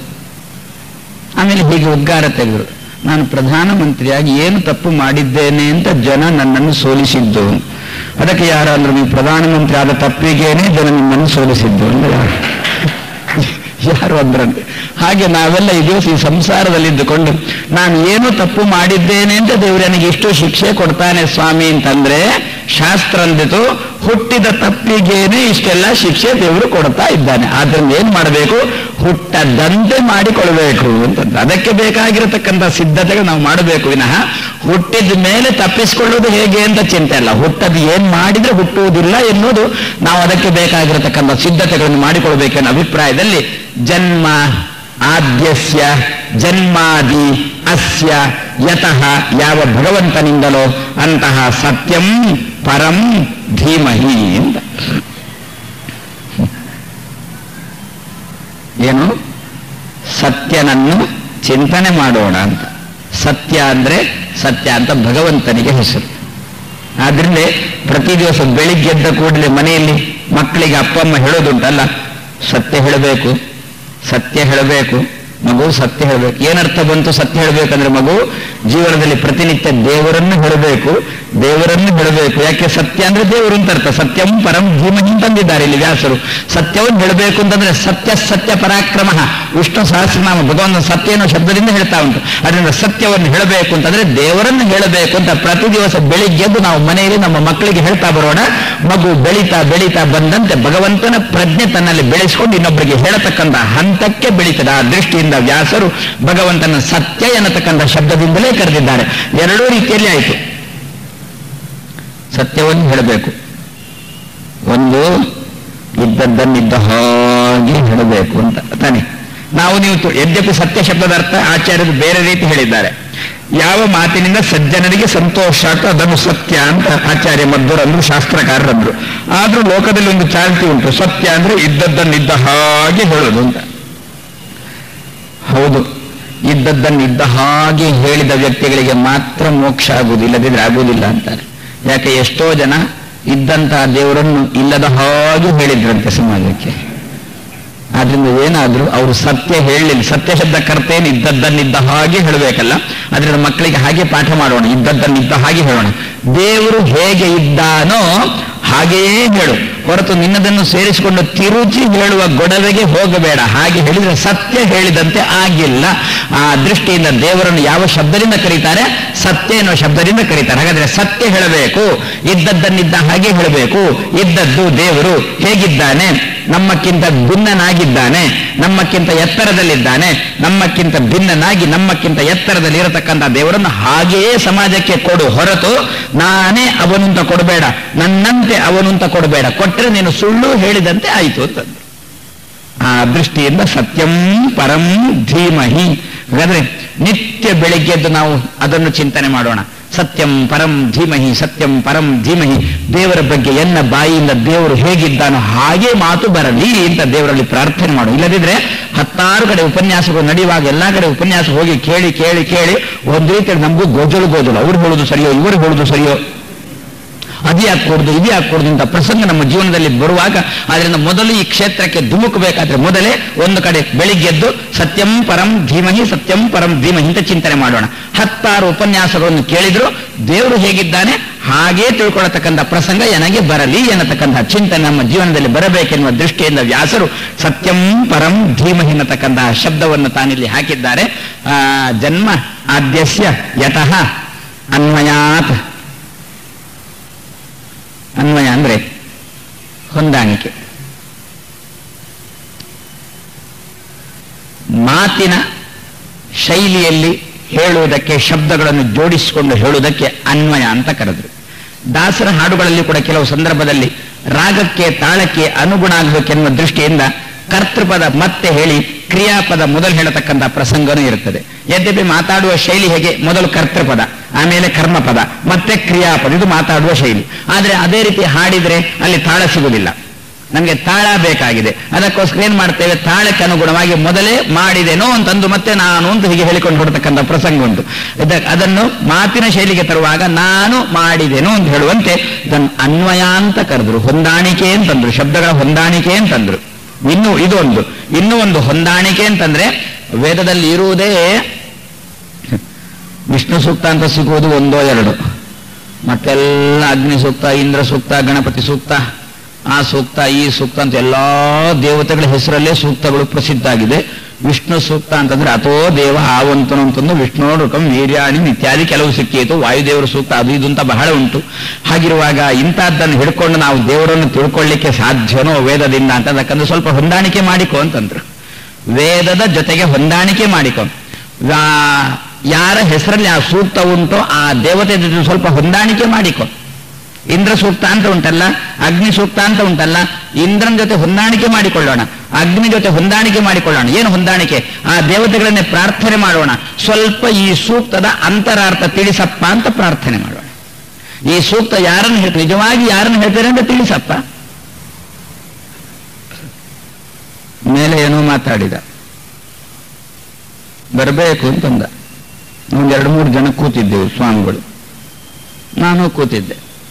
ಅವ ಬಂದದ್ದು ಕರೀಲಿಕ್ಕೆ ಅವನ ಗುರುಗಳನ್ನು, ಅವನ ಮನೆಯಲ್ಲಿ ಏನೋ ಕಾರ್ಯಕ್ರಮ ಹಮ್ಮಿಕೊಂಡಿದ್ದಾನೆ, ಅವನ ಗುರುಮಠದ ಸ್ವಾಮಿಗಳು ಇದ್ರು, ಅವರನ್ನು ಕರೀಬೇಕು ಅಂತ ಬಂದಿದ್ದ. ಪಕ್ಕದಲ್ಲಿ ನಾವು ಕೂತಿದ್ದೆವು. ಏನು ಮಾಡೋದೀಗ? ವಿಷ್ಣು ಸೂಕ್ತದಂತೆ ಅವರು ಕೂತಿದ್ದಾರೆ, ಇಂದ್ರ ಸೂಕ್ತವೋ ಅಗ್ನಿ ಸೂಕ್ತವಾದರಂತೆ ನಾವು ಕೂತಿದ್ದೇವೆ. ಈಗ ಬಂದವ ಏನು ಮಾಡಬೇಕು? ಅವರನ್ನು ಕರೆದ. ಪಕ್ಕದಲ್ಲಿ ಇವರು ಕೂತಿದ್ದಾರೆ, ಇವರನ್ನು ಕರೆದ, ಬನ್ನಿ ನೀವು ಬನ್ನಿ ಅಂತ ಕರೆದ. ಮನೆಗೆ ಹೋದ, ಅಲ್ಲಿ 2 ಸ್ವಾಮಿಗಳು ಇದ್ರು, 2ರನ್ನು ಕರೆದು ಬಿಟ್ಟೆ. ಯಾಕೆ ಅಂತ ಮನೆಯವರು ಕೇಳಿದ. ಅಲ್ಲ, ಪಕ್ಕದಲ್ಲಿ ಇದ್ರಲ್ಲ, ಬನ್ನಿ ಅಂತ ಕರೆದು ಬಿಟ್ಟೆ. ಆವಾಗ ನಾನೇ ಅವರನ್ನು ಪ್ರತ್ಯೇಕವಾಗಿ ಕರೆದು ಮಾತಂತೇನೆ. ಅಲ್ಲ, ಅಂತರಾರ್ಥ ಹೇಳಿ, ನಾನು ಪಕ್ಕದಲ್ಲಿ ಇದ್ದೆ ಅಂತ ಕರೆದದ್ದೋ ಅಲ್ಲ ನಿಜವಾಗಿ ಕರೆದದ್ದು? ಆಂತರ್ಯ ಏನು ನಿಮ್ಮದು? 2 ಕ್ರಮ ಉಂಟಲ್ಲ ನಮ್ಮಲ್ಲಿ. ನಾನು ನಿಮಗೆ ಪಕ್ಕ ಅರ್ಥ ಆಗಬೇಕು ಅಂತ ಈ ಉದಾಹರಣೆ ಕೊಟ್ಟೆ ಅಷ್ಟೇ. ಇಂಥದ್ದು ಲೋಕದಿಂದ ನಮ್ಮ ಜೀವನದಲ್ಲಿ ಬಹಳಷ್ಟು ನಡೀತದಲ್ಲ. ಪಕ್ಕದಲ್ಲವರು ಇದ್ರು ಅಂತ ಕರೆಯುವುದು, ಯದ್ಯಪಿ ಕರೀಲಿಕ್ಕೆ ನಮಗೆ ಇಷ್ಟ ಇರುವುದಿಲ್ಲ, ಖುಷಿ ಇರುವುದಿಲ್ಲ. ಆವಾಗ ರಹಸ್ಯ ಕೇಳಬೇಕು, ನಿಮ್ಮ ಅಂತರಾರ್ಥ ಏನು ಅಂತ ಕೇಳಬೇಕಾಗ್ತದೆ. ಅದೇ ರೀತಿಯಲ್ಲಿ ಮೇಲ್ನೋಟಕ್ಕೆ ನೋಡಿದಾಗ ಇಂದ್ರ ಸೂಕ್ತ ಅಂತ ಕಾಣ್ತಾ ಉಂಟು, ಇಂದ್ರನಲ್ಲಿ ಬೇಡಬೇಕಂತೆ. ಇಂದ್ರ ಇದರ ಅಂತರಾರ್ಥ ಏನು ಹೇಳಪ್ಪ ಅಂತ ಅವನನ್ನು ಬೇಡಬೇಕಂತೆ. ಆವಾಗ ಭಗವತ್ಪರವಾದ ಅರ್ಥ ತೋರಿಸಿಕೊಡ್ತಾನೆ ಅಂತಾರೆ. ಈ ತರ ಸೂಕ್ತಗಳು ಅಂತ ಏನಿದ್ದಾವೋ ಆ ಎಲ್ಲಾ ಸೂಕ್ತಗಳು ಭಗವತ್ಪರ, ಇದು ದೇವರಿಗೆ ಸಂಬಂಧಪಟ್ಟದ್ದು ನಮಗೆ ಗೊತ್ತಾಗಬೇಕು ಅಂತಾದ್ರೆ ಆ ದೇವತೆ ನಮಗೆ ಪ್ರೇರಣೆ ಮಾಡಬೇಕು. ಆದ್ರಿಂದ ಅವರ ಜೊತೆ ಹೊಂದಾಣಿಕೆ ಮಾಡಿಕೊಳ್ಬೇಕು ಅಂತಾರೆ. ಎಲ್ಲಾ ದೇವತೆಗಳ ಜೊತೆ ಹೊಂದಾಣಿಕೆ ಮಾಡಿಕೊಳ್ಳುವುದೇ ವೈಷ್ಣವರು. ಬರೇ ವಿಷ್ಣುವಿನ ಜೊತೆ ಹೊಂದಾಣಿಕೆ ಮಾಡಿಕೊಳ್ಳುವವರೇ ವೈಷ್ಣವ ಶಬ್ದದ ಮೊದಲೊಂದು ಶ್ರೀಕಾರ ಹಾಕಬೇಕು ಅಂತ.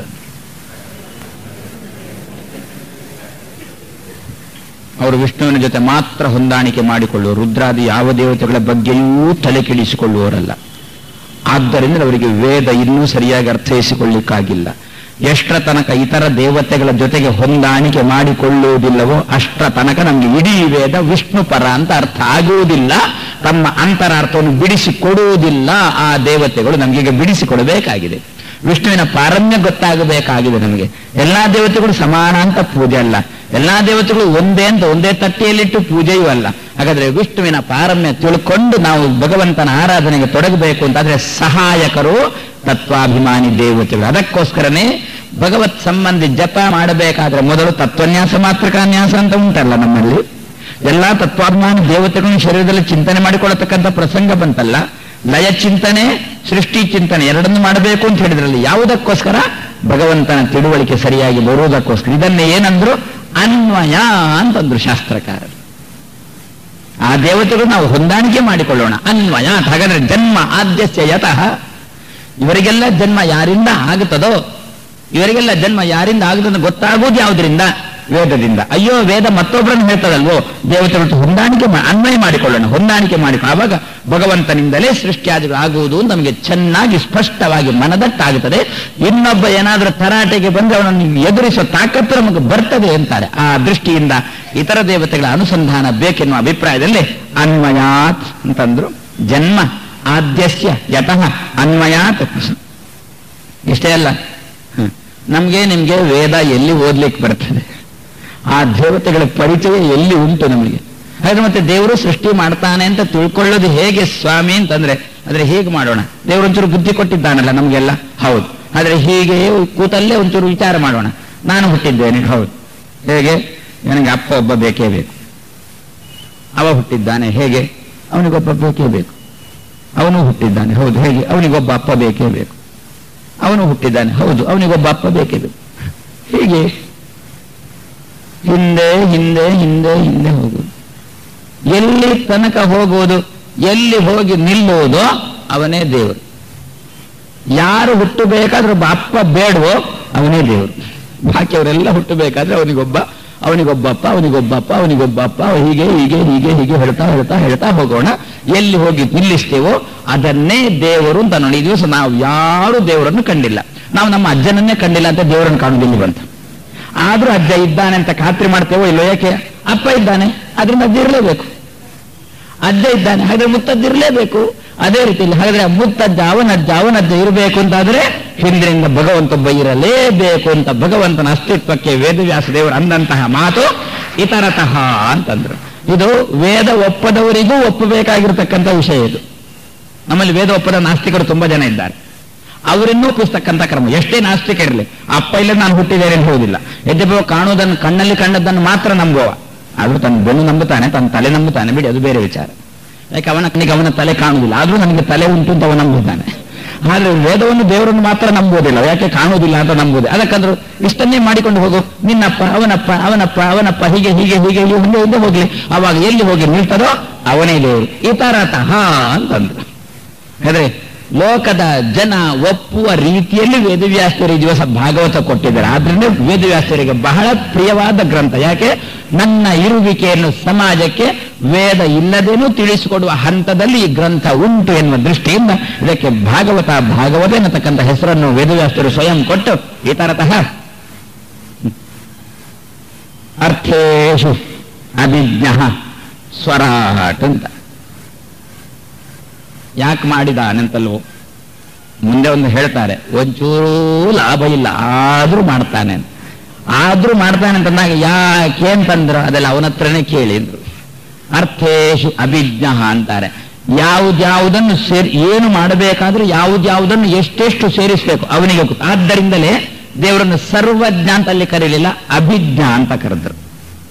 ಸರ್ವಜ್ಞ ಅಂತ ಒಂದು ಶಬ್ದ, ಅಭಿಜ್ಞ ಅಂತ ಒಂದು ಶಬ್ದ. ಸರ್ವಜ್ಞ ಅಂದ್ರೆ ಎರವನ್ನೂ ತಿಳಿದಿದ್ದಾನೆ ಅಂತ ಅರ್ಥ. ಆಚಾರ್ಯನು ನಾವು ಸರ್ವಜ್ಞಾಚಾರ್ಯ ಅಂತ ಕರೀತೇವೆ, ಅಭಿಜ್ಞಾಚಾರ್ಯ ಅಂತ ಕರೆಯೋದೇ ಇಲ್ಲಲ್ಲ. ಯಾಕೆಂದ್ರೆ ನಮ್ಗೆ ಗೊತ್ತಿಲ್ಲ ಅಂತ ನಾವೀಗ ಕೊಡತಕ್ಕಂಥ ಉತ್ತರ. ನಮ್ಗೆ ಅಭಿಜ್ಞ ಅಂತ ಒಂದು ಶಬ್ದ ಉಂಟು ಅಂತಲೇ ಗೊತ್ತಿಲ್ಲ. ಆದ್ರೆ ಅಭಿಜ್ಞ ಅಂತ ಶಬ್ದ ಯಾರಿಗೆ? ಭಗವಂತನನ್ನು ಅಭಿಜ್ಞ ಅಂತ ಕರೆಯುವುದಂತೆ. ಯಾಕೆಂದ್ರೆ ಅದಕ್ಕಿಂತ ಹೆಚ್ಚಿನ ತಿಳುವಳಿಕೆ ಇನ್ನೊಬ್ಬರಿಗೆ ಇಲ್ಲ, ಅವನೇ ಅಭಿಜ್ಞ. ಅಭಿತಃ ಸುತ್ತಲೂ ಒಳಗು ಹೊರಗು ಒಂದು ವಸ್ತುವಿನ ಬಗ್ಗೆ ಆಚಾರ್ಯ ಮಧ್ವರಿಗೆ ಎಷ್ಟು ತಿಳುವಳಿಕೆಯೋ ಅದಕ್ಕಿಂತ ಹೆಚ್ಚಿನ ತಿಳುವಳಿಕೆ ಲಕ್ಷ್ಮಿಗೆ, ಅದಕ್ಕಿಂತ ಹೆಚ್ಚಿನ ತಿಳುವಳಿಕೆ ಭಗವಂತನಿಗೆ, ಅದಕ್ಕಿಂತ ಹೆಚ್ಚಿನ ತಿಳುವಳಿಕೆ ಇನ್ನೊಬ್ಬರಿಗಿಲ್ಲ. ಆದ್ರಿಂದ ದೇವರನ್ನು ಏನಂತ ತಿಳ್ಕೊಳ್ಳೋದು? ಅಭಿಜ್ಞ ಅಂತ ದೇವರ ಉಪಾಸನೆ. ಫಲಿತಾಂಶ ಏನು? ದೇವರ ಅಭಿಜ್ಞಾನ ನಮ್ಗೇನು ಜೀವನದಲ್ಲಿ ಬಂತು? ಅದಕ್ಕಂದ್ರು ನಮ್ಮ ಯೋಗ್ಯತಾನುಸಾರ ನಮ್ಮ ತಿಳುವಳಿಕೆ ನಮಗೆ ಗೊತ್ತಾಗುತ್ತದೆ ಅಂತಂದ್ರೆ. ಈಗ ನಮ್ಗೆ ನಾವ್ಯಾರಂತ ಗೊತ್ತಾ? ಯಾರಿಗೆ ಗೊತ್ತು? ನಾನು ಅಂತ ಎದೆ ತಟ್ಟಿಕೊಂಡು ಹೇಳ್ತೇವೆ ಅಷ್ಟೇ. ನೀನು ಯಾರು ಅಂತ ಕೇಳಿಬಿಟ್ರೆ ಹೇಳುವಷ್ಟು, 100ಕ್ಕೆ 100 ಹೇಳುವಷ್ಟು ಧೈರ್ಯ ನಮಗಿಲ್ಲ. ಹೆಸರು ಹೇಳ್ತೇವೆ. ಯಾರ ಹೆಸರು ಹೇಳಿದ್ದು? ಶರೀರದ ಹೆಸರು ಹೇಳಿದ್ದು. ನೀನು ಯಾರು? ನಾನು ಇಂಥವ ದೇವದತ್ತ. ಮುಟ್ಟಿದ್ದಿದೆಯನ್ನು ಹೇಳಿದ್ದು ದೇವದತ್ತ. ಹಾಗಾದ್ರೆ ಏನು ಹೇಳಿದಂತೆ ಆಯ್ತು? ನಾನು ಈ ಎದೆ ಹೆಸರು ದೇವದತ್ತ ಅಂತ ಹೇಳಿದಂತೆ ಆಯ್ತು. ಒಳಗಿರ ಯಾರು ಅಂತ ಕೇಳಿದ್ದಪ್ಪ, ಅದು ಗೊತ್ತಿಲ್ಲ. ಆದ್ರೆ ಒಳಗೆ ಯಾರು ಅಂತ ಗೊತ್ತಾಗಬೇಕು. ದೇವರನ್ನು ಅಭಿಜ್ಞ ಅಂತ ಉಪಾಸನೆ ಮಾಡಬೇಕು. ಅದನ್ನೇ ವೇದವ್ಯಾಸದೇವರಂದ್ರು ಎನ್ನ ಹೆಸರು ಎನಗೇನೆ ಸೀಮಿತವಾದ ಹೆಸರು ಅಭಿಜ್ಞ ಎನ್ನುವುದು. ಅರ್ಥೇಶು ಅಭಿಜ್ಞ, ವಿಷಯಗಳಲ್ಲಿ ವಿಶೇಷವಾದ ತಿಳುವಳಿಕೆ ಉಳ್ಳವ. ಅರ್ಥೇಶು, ವಸ್ತುಗಳಲ್ಲಿ ವಿಶೇಷವಾದ ತಿಳುವಳಿಕೆ ಉಳ್ಳುವ. ಅರ್ಥೇಶು ಅಭಿಜ್ಞ ಸ್ವರಾಟ್ ಅಂತಂದು. ಯಾಕೆ ಭಗವಂತ ಇದನ್ನು ಮಾಡ್ತಾನೆ? ಸೃಷ್ಟಿಯಾದಿಗಳನ್ನು ಯಾಕೆ ಮಾಡ್ತಾನೆ ಅಂತ ಕೇಳಿದ್ರೆ, ನಮ್ಮನ್ನೆಲ್ಲ ಯಾಕೆ ಸೃಷ್ಟಿ ಮಾಡಿದ ಅಂತ ಕೇಳಿದ್ರೆ ಅದಕ್ಕೂ ಒಂದು ಉತ್ತರ ಅವನತ್ರನೇ ಕೇಳಿ ಅಂತ. ಸರಿ, ಅವನನ್ನು ಸೃಷ್ಟಿ ಮಾಡಿದವರು ಯಾರೂ ಇಲ್ವೋ? ಇಲ್ಲ. ಯಾಕೆ? ಸ್ವರಾಟ್ ಅಂತಂದು. ಸ್ವರಾಟ ಶಬ್ದಕ್ಕೆ ಸ್ವಪ್ರಕಾಶ ಅಂತ ಅರ್ಥ. ಸ್ವಯಂ ಪ್ರಕಾಶ. ಸ್ವರಾಟ್ ಸ್ವಯಮೇವ ರಾಜತೆ ಸ್ವಪ್ರಕಾಶ. ವಿರಾಜತೆ ರಾಜತೆ ಸ್ವರಾಟ್. ಈ ಪುಸ್ತಕ ತೋರಬೇಕೋ ಅದಕ್ಕೊಂದು ದೀಪ ಬೇಕು. ದೀಪ ತೋರಬೇಕಾದ್ರೆ ಇನ್ನೊಂದು ದೀಪ ಬೇಡ ಅಲ್ಲ. ದೀಪ ತನ್ನನ್ನು ತಾನು ತೋರಿಸಿಕೊಟ್ಟು ವಸ್ತುವನ್ನು ತೋರಿಸಿಕೊಡುತ್ತದೆ. ಆದ್ರಿಂದ ದೀಪವನ್ನು ಏನು ಅಂತ ಕರೆದ್ರು? ಸ್ವಪ್ರಕಾಶ ಅಂತ ಕರೆದ್ರು. ತನ್ನನ್ನು ತಾನು ತೋರಿಸಿಕೊಟ್ಟು ಇನ್ನೊಂದನ್ನು ತೋರಿಸಿಕೊಡ್ಬೇಕು. ತನ್ನನ್ನು ಮಾತ್ರ ತೋರಿಸಿಕೊಟ್ರೆ ಸಾಲದು, ಇನ್ನೊಂದನ್ನು ತೋರಿಸಿಕೊಡ್ಬೇಕು. ಹಾಗಿದ್ರೆ ಮಾತ್ರ ಅದನ್ನು ಸ್ವಪ್ರಕಾಶ ಅಂತ ಕರೆದ್ರು. ಭಗವಂತ ಈ ದಿವಸ ತನ್ನನ್ನು ತೋರಿಸಿಕೊಡ್ತಾನೆ, ನಮ್ಮನ್ನೂ ತೋರಿಸಿಕೊಡ್ತಾನೆ. ದೇವರ ಆರಾಧನೆ ಮಾಡೋಣ, ದೇವರ ಭಜನೆ ಮಾಡೋಣ ಮಾಡಿದಾಗ ಭಗವಂತ ಏನ್ ಮಾಡ್ತಾನೆ? ವಿವೃಣತೆ ತನುಂ ಸ್ವಾಮ್. ನಾವು ತುಂಬಾ ಉಪಾಸನೆ ಮಾಡಿ ಅಪರೋಕ್ಷ ಜ್ಞಾನ ಸಂಪಾದನೆ ಮಾಡಿದ ಮೇಲೆ ಭಗವಂತ ಏನ್ ಮಾಡಿದ? ತನ್ನನ್ನು ನಮಗೆ ತೋರಿಸಿಕೊಟ್ಟ, ನಮ್ಮನ್ನು ನಮಗೆ ತೋರಿಸಿಕೊಟ್ಟ. ಅಷ್ಟರ ತನಕ ನಾವ್ಯಾರು ಅಂತ ಗೊತ್ತಿಲ್ಲ. ಲಿಂಗದೇಹದ ಆವರಣ ಇರೋಣದ್ರಿಂದ ನಮಗೆ ನಾವ್ಯಾರು ಅಂತ ಗೊತ್ತಿಲ್ಲ. ಹಾಗಾದ್ರೆ ನಮ್ಮ ತನವನ್ನು, ತನ್ನ ತನವನ್ನು ಎರಡನ್ನೂ ತೋರಿಸಿಕೊಡತಕ್ಕಂಥ ವ್ಯಕ್ತಿಯನ್ನು ಸ್ವರಾಟ್ ಅಂತ ಉಪಾಸನೆ ಮಾಡಬೇಕು. ಇದೆಲ್ಲ ಹಾಗಾದ್ರೆ ಉಪಾಸನೆಗಿಂತ ಶಬ್ದಗಳಾಯ್ತಲ್ಲ. ನಮ್ಮ ತಿಳುವಳಿಕೆ ನಮಗೆ ಬರಬೇಕು. ನಮ್ಮ ಪ್ರಕಾಶ ನಮಗಾಗಬೇಕು, ಜ್ಞಾನಾನಂದದ ಪ್ರಕಾಶ ನಮಗಾಗಬೇಕು. ನಮಗಾದಂಥ ಜ್ಞಾನಾನಂದ ಪ್ರಕಾಶ ಇನ್ನೊಬ್ಬರಿಗೆ ತಿಳಿ ಹೇಳಬೇಕು. ನಾವು ಜೀವನದಲ್ಲಿ ಸ್ವರಾಟ ಆಗಬೇಕು. ನಾವೇನಾದ್ರೂ ಸ್ವಲ್ಪ ದೇವರ ಬಗ್ಗೆ ತಿಳ್ಕೊಳ್ಬೇಕು, ತಿಳ್ಕೊಂಡದ್ದನ್ನು ಇನ್ನೊಬ್ಬನಿಗೆ ಹೇಳಬೇಕು. ಹೇಳುವ ಮೂಲಕ ನಾವು ಪ್ರಕಾಶಕ್ಕೆ ಬರಬೇಕು, ಅವನಿಗೆ ತಿಳಿಸಿಕೊಡುವ ಮೂಲಕ ಅವನೂ ಪ್ರಕಾಶಕ್ಕೆ ಬರುವಂತೆ ಮಾಡಬೇಕು. ವ್ಯಕ್ತಿ ಪ್ರಕಾಶಕ್ಕೆ ಬರುವುದು ಯಾವುದರಿಂದ? ತಿಳುವಳಿಕೆಯ ಮೂಲಕ. ಆದ್ರಿಂದ ನಾನು ಸಂಪಾದನೆ ಮಾಡಬೇಕು, ನೀನು ಸಂಪಾದನೆ ಮಾಡಬೇಕು, ಇಬ್ಬರು ಕೂಡ ಪ್ರಕಾಶಕ್ಕೆ ಬರುವಂತಾಗಬೇಕು. ಇದಕ್ಕೆ ಭಗವಂತನ ಉಪಾಸನೆ ಸ್ವರಾಟ್ ಸ್ವರಾಟ್ ಅಂತ ದೇವರು ಉಪಾಸನೆ ಮಾಡಬೇಕು ಅಂತ. ದೇವರನ್ನು ಈ ಶಬ್ದದಿಂದ ದೇವರನ್ನು ತಿಳ್ಕೊಳ್ಬೇಕು. ಅರ್ಥೇಶು ಅಭಿಜ್ಞ ಸ್ವರಾಟ್. ಇಂತಹ ಭಗವಂತ ತೇನೇ ಬ್ರಹ್ಮ ಹೃದಯ ಆದಿ ಕವಯೇ, ತನ್ನ ಮೊದಲ ಕೂಸು. ಯಾರು? ಚತುರ್ಮುಖ. ಪಾಪ ನಾಭಿ ಬಳ್ಳಿ ಇನ್ನೂ ತುಂಡು ಮಾಡಿಲ್ಲ ಅಂತೆ. ಪ್ರಾಯಶಃ ನಮ್ಮ ನಿಮ್ಮ ಜೀವನದ ಕ್ರಮ ಏನು ಅಂತಂದ್ರೆ, ತಾಯಿಯ ಗರ್ಭದಿಂದ ಮಗು ಭೂಮಿಗೆ ಬಿದ್ದ ಕೂಡಲೇ ಮಾಡುವ ಕೆಲಸ ನಿನಗೂ ನನಗೂ ಸಂಬಂಧ ಮುಗಿಯಿತು ಅಂತ. ಹೊಕ್ಕಳ ಬಳ್ಳಿ ತುಂಡು ಮಾಡಿ ಬಿಡ್ತಾರಲ್ಲ, ಗರ್ಭದಲ್ಲಿ ಇರುವ ತನಕ ನಿನಗೂ ನನಗೂ ಸಂಬಂಧ. ನಿನ್ನನ್ನು ಹೊತ್ತುಕೊಳ್ಳತಕ್ಕಂಥ ಒಂದು ಪ್ರಾರಬ್ಧ ಎನ್ನ ತಲೆಯಲ್ಲಿತ್ತು, ಆದ್ರಿಂದ ಹೊತ್ತುಕೊಂಡಿದ್ದೇನೆ. ಎನ್ನ ಗರ್ಭದಲ್ಲಿರುವ ಪಾಣೆ ಬರಹ ನಿನ್ನ ಹೊಣೆಯಲ್ಲಿ ಬರೆದಿತ್ತು, ಆದ್ರಿಂದ ನನ್ನ ಗರ್ಭದಲ್ಲಿ ಕೂತಿದ್ದೆ. ಭೂಮಿಗೆ ಬಂದಿಯೋ ನಿನ್ನ ತಲೆಗೆ ನಿನ್ನ ಕೈ, ಎನ್ನ ತಲೆಗೆ ಎನ್ನ ಕೈ, ಮುಗಿಯಿತು ಅಂತ. ಹೊಕ್ಕಳ ಬಳ್ಳಿ ಮೊದಲು ತುಂಡು ಮಾಡೋದಂತೆ. ಹೊಕ್ಕಳ ಬಳ್ಳಿ ತುಂಡು ಮಾಡಿತೋ ಮುಗಿಯಿತು. ಹಾಗಾದ್ರೆ ನಮ್ಮ ನಿಮ್ಮ ಜೀವನ, ನಾವು ಧನದಾಸೆಗಾಗಿ ನಾನು ಒಂದು ಮರೆಯಬೇಡ ಮನವೇ ನೀನು, ಆ ಹಾಡಲ್ಲಿ ಸತಿ ಸುತರ ಪೊರೆದೇನೋ ಅಲ್ವೋ. ಸತಿ ಸುತ ಅಂತ ನಾವು ಅವರ ಸುತ್ತಮುತ್ತನೇ ಸೇರಿಕೊಂಡು ಬಂದು ಬಂದು ಬಂದು ಬಂದು ಅಂತ ಮಾಡಿಕೊಂಡು ಏನ್ ಮಾಡಿದೆವು? ಜೀವನದಲ್ಲಿ ಬದ್ಧರಾದೆವು. ಯಾಕೆ ಬದ್ಧರಾದೆವು?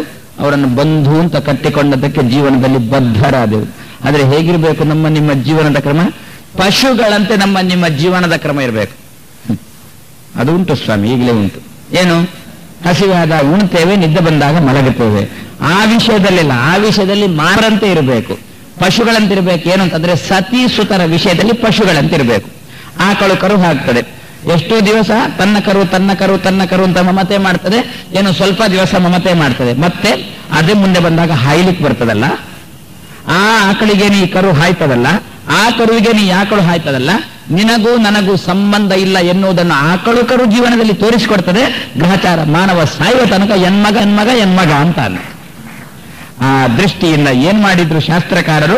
ಹುಟ್ಟಿದ ತಕ್ಷಣ ಮಗುವಿನ ಹೊಕ್ಕಳ ಬಳ್ಳಿಯನ್ನು ತುಂಡು ಮಾಡುವ ಮೂಲಕ ನಿನಗೂ ಎನಗೂ ಸಂಬಂಧ ಇಲ್ಲ, ನಿನ್ನ ಸಾಧನೆ ನಿನಗೆ, ಎನ್ನ ಸಾಧನೆ ಎನಗೆ ಎನ್ನುವುದನ್ನು ತಿಳಿಸಿಕೊಡ್ತಾರೆ.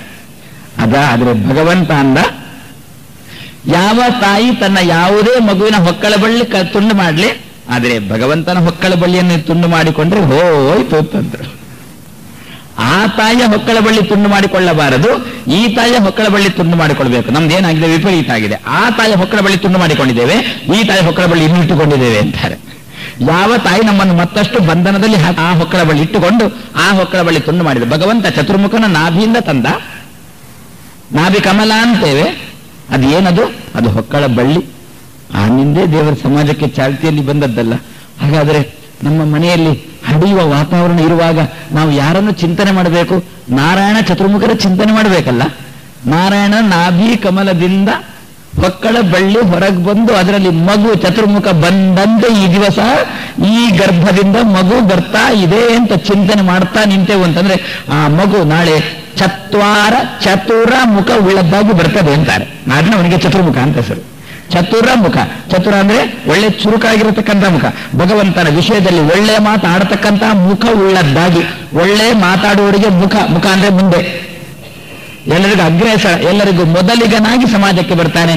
ಇಂತಹ ಚಿಂತೆ ನಮ್ಮ ಜೀವನದಲ್ಲಿ ಬರಲಿ. ಆ ದೃಷ್ಟಿಯಿಂದ ಹೊಕ್ಕಳ ಬಳ್ಳಿಯನ್ನು ತುಂಡು ಮಾಡಿಲ್ಲ, ಗರ್ಭದಿಂದ ಬಂತಂತೆ ಭಗವಂತನದು. ನಾಭಿ ಕಮಲದಿಂದ ಬಂತು, ಗರ್ಭದಿಂದ ಬಂತು.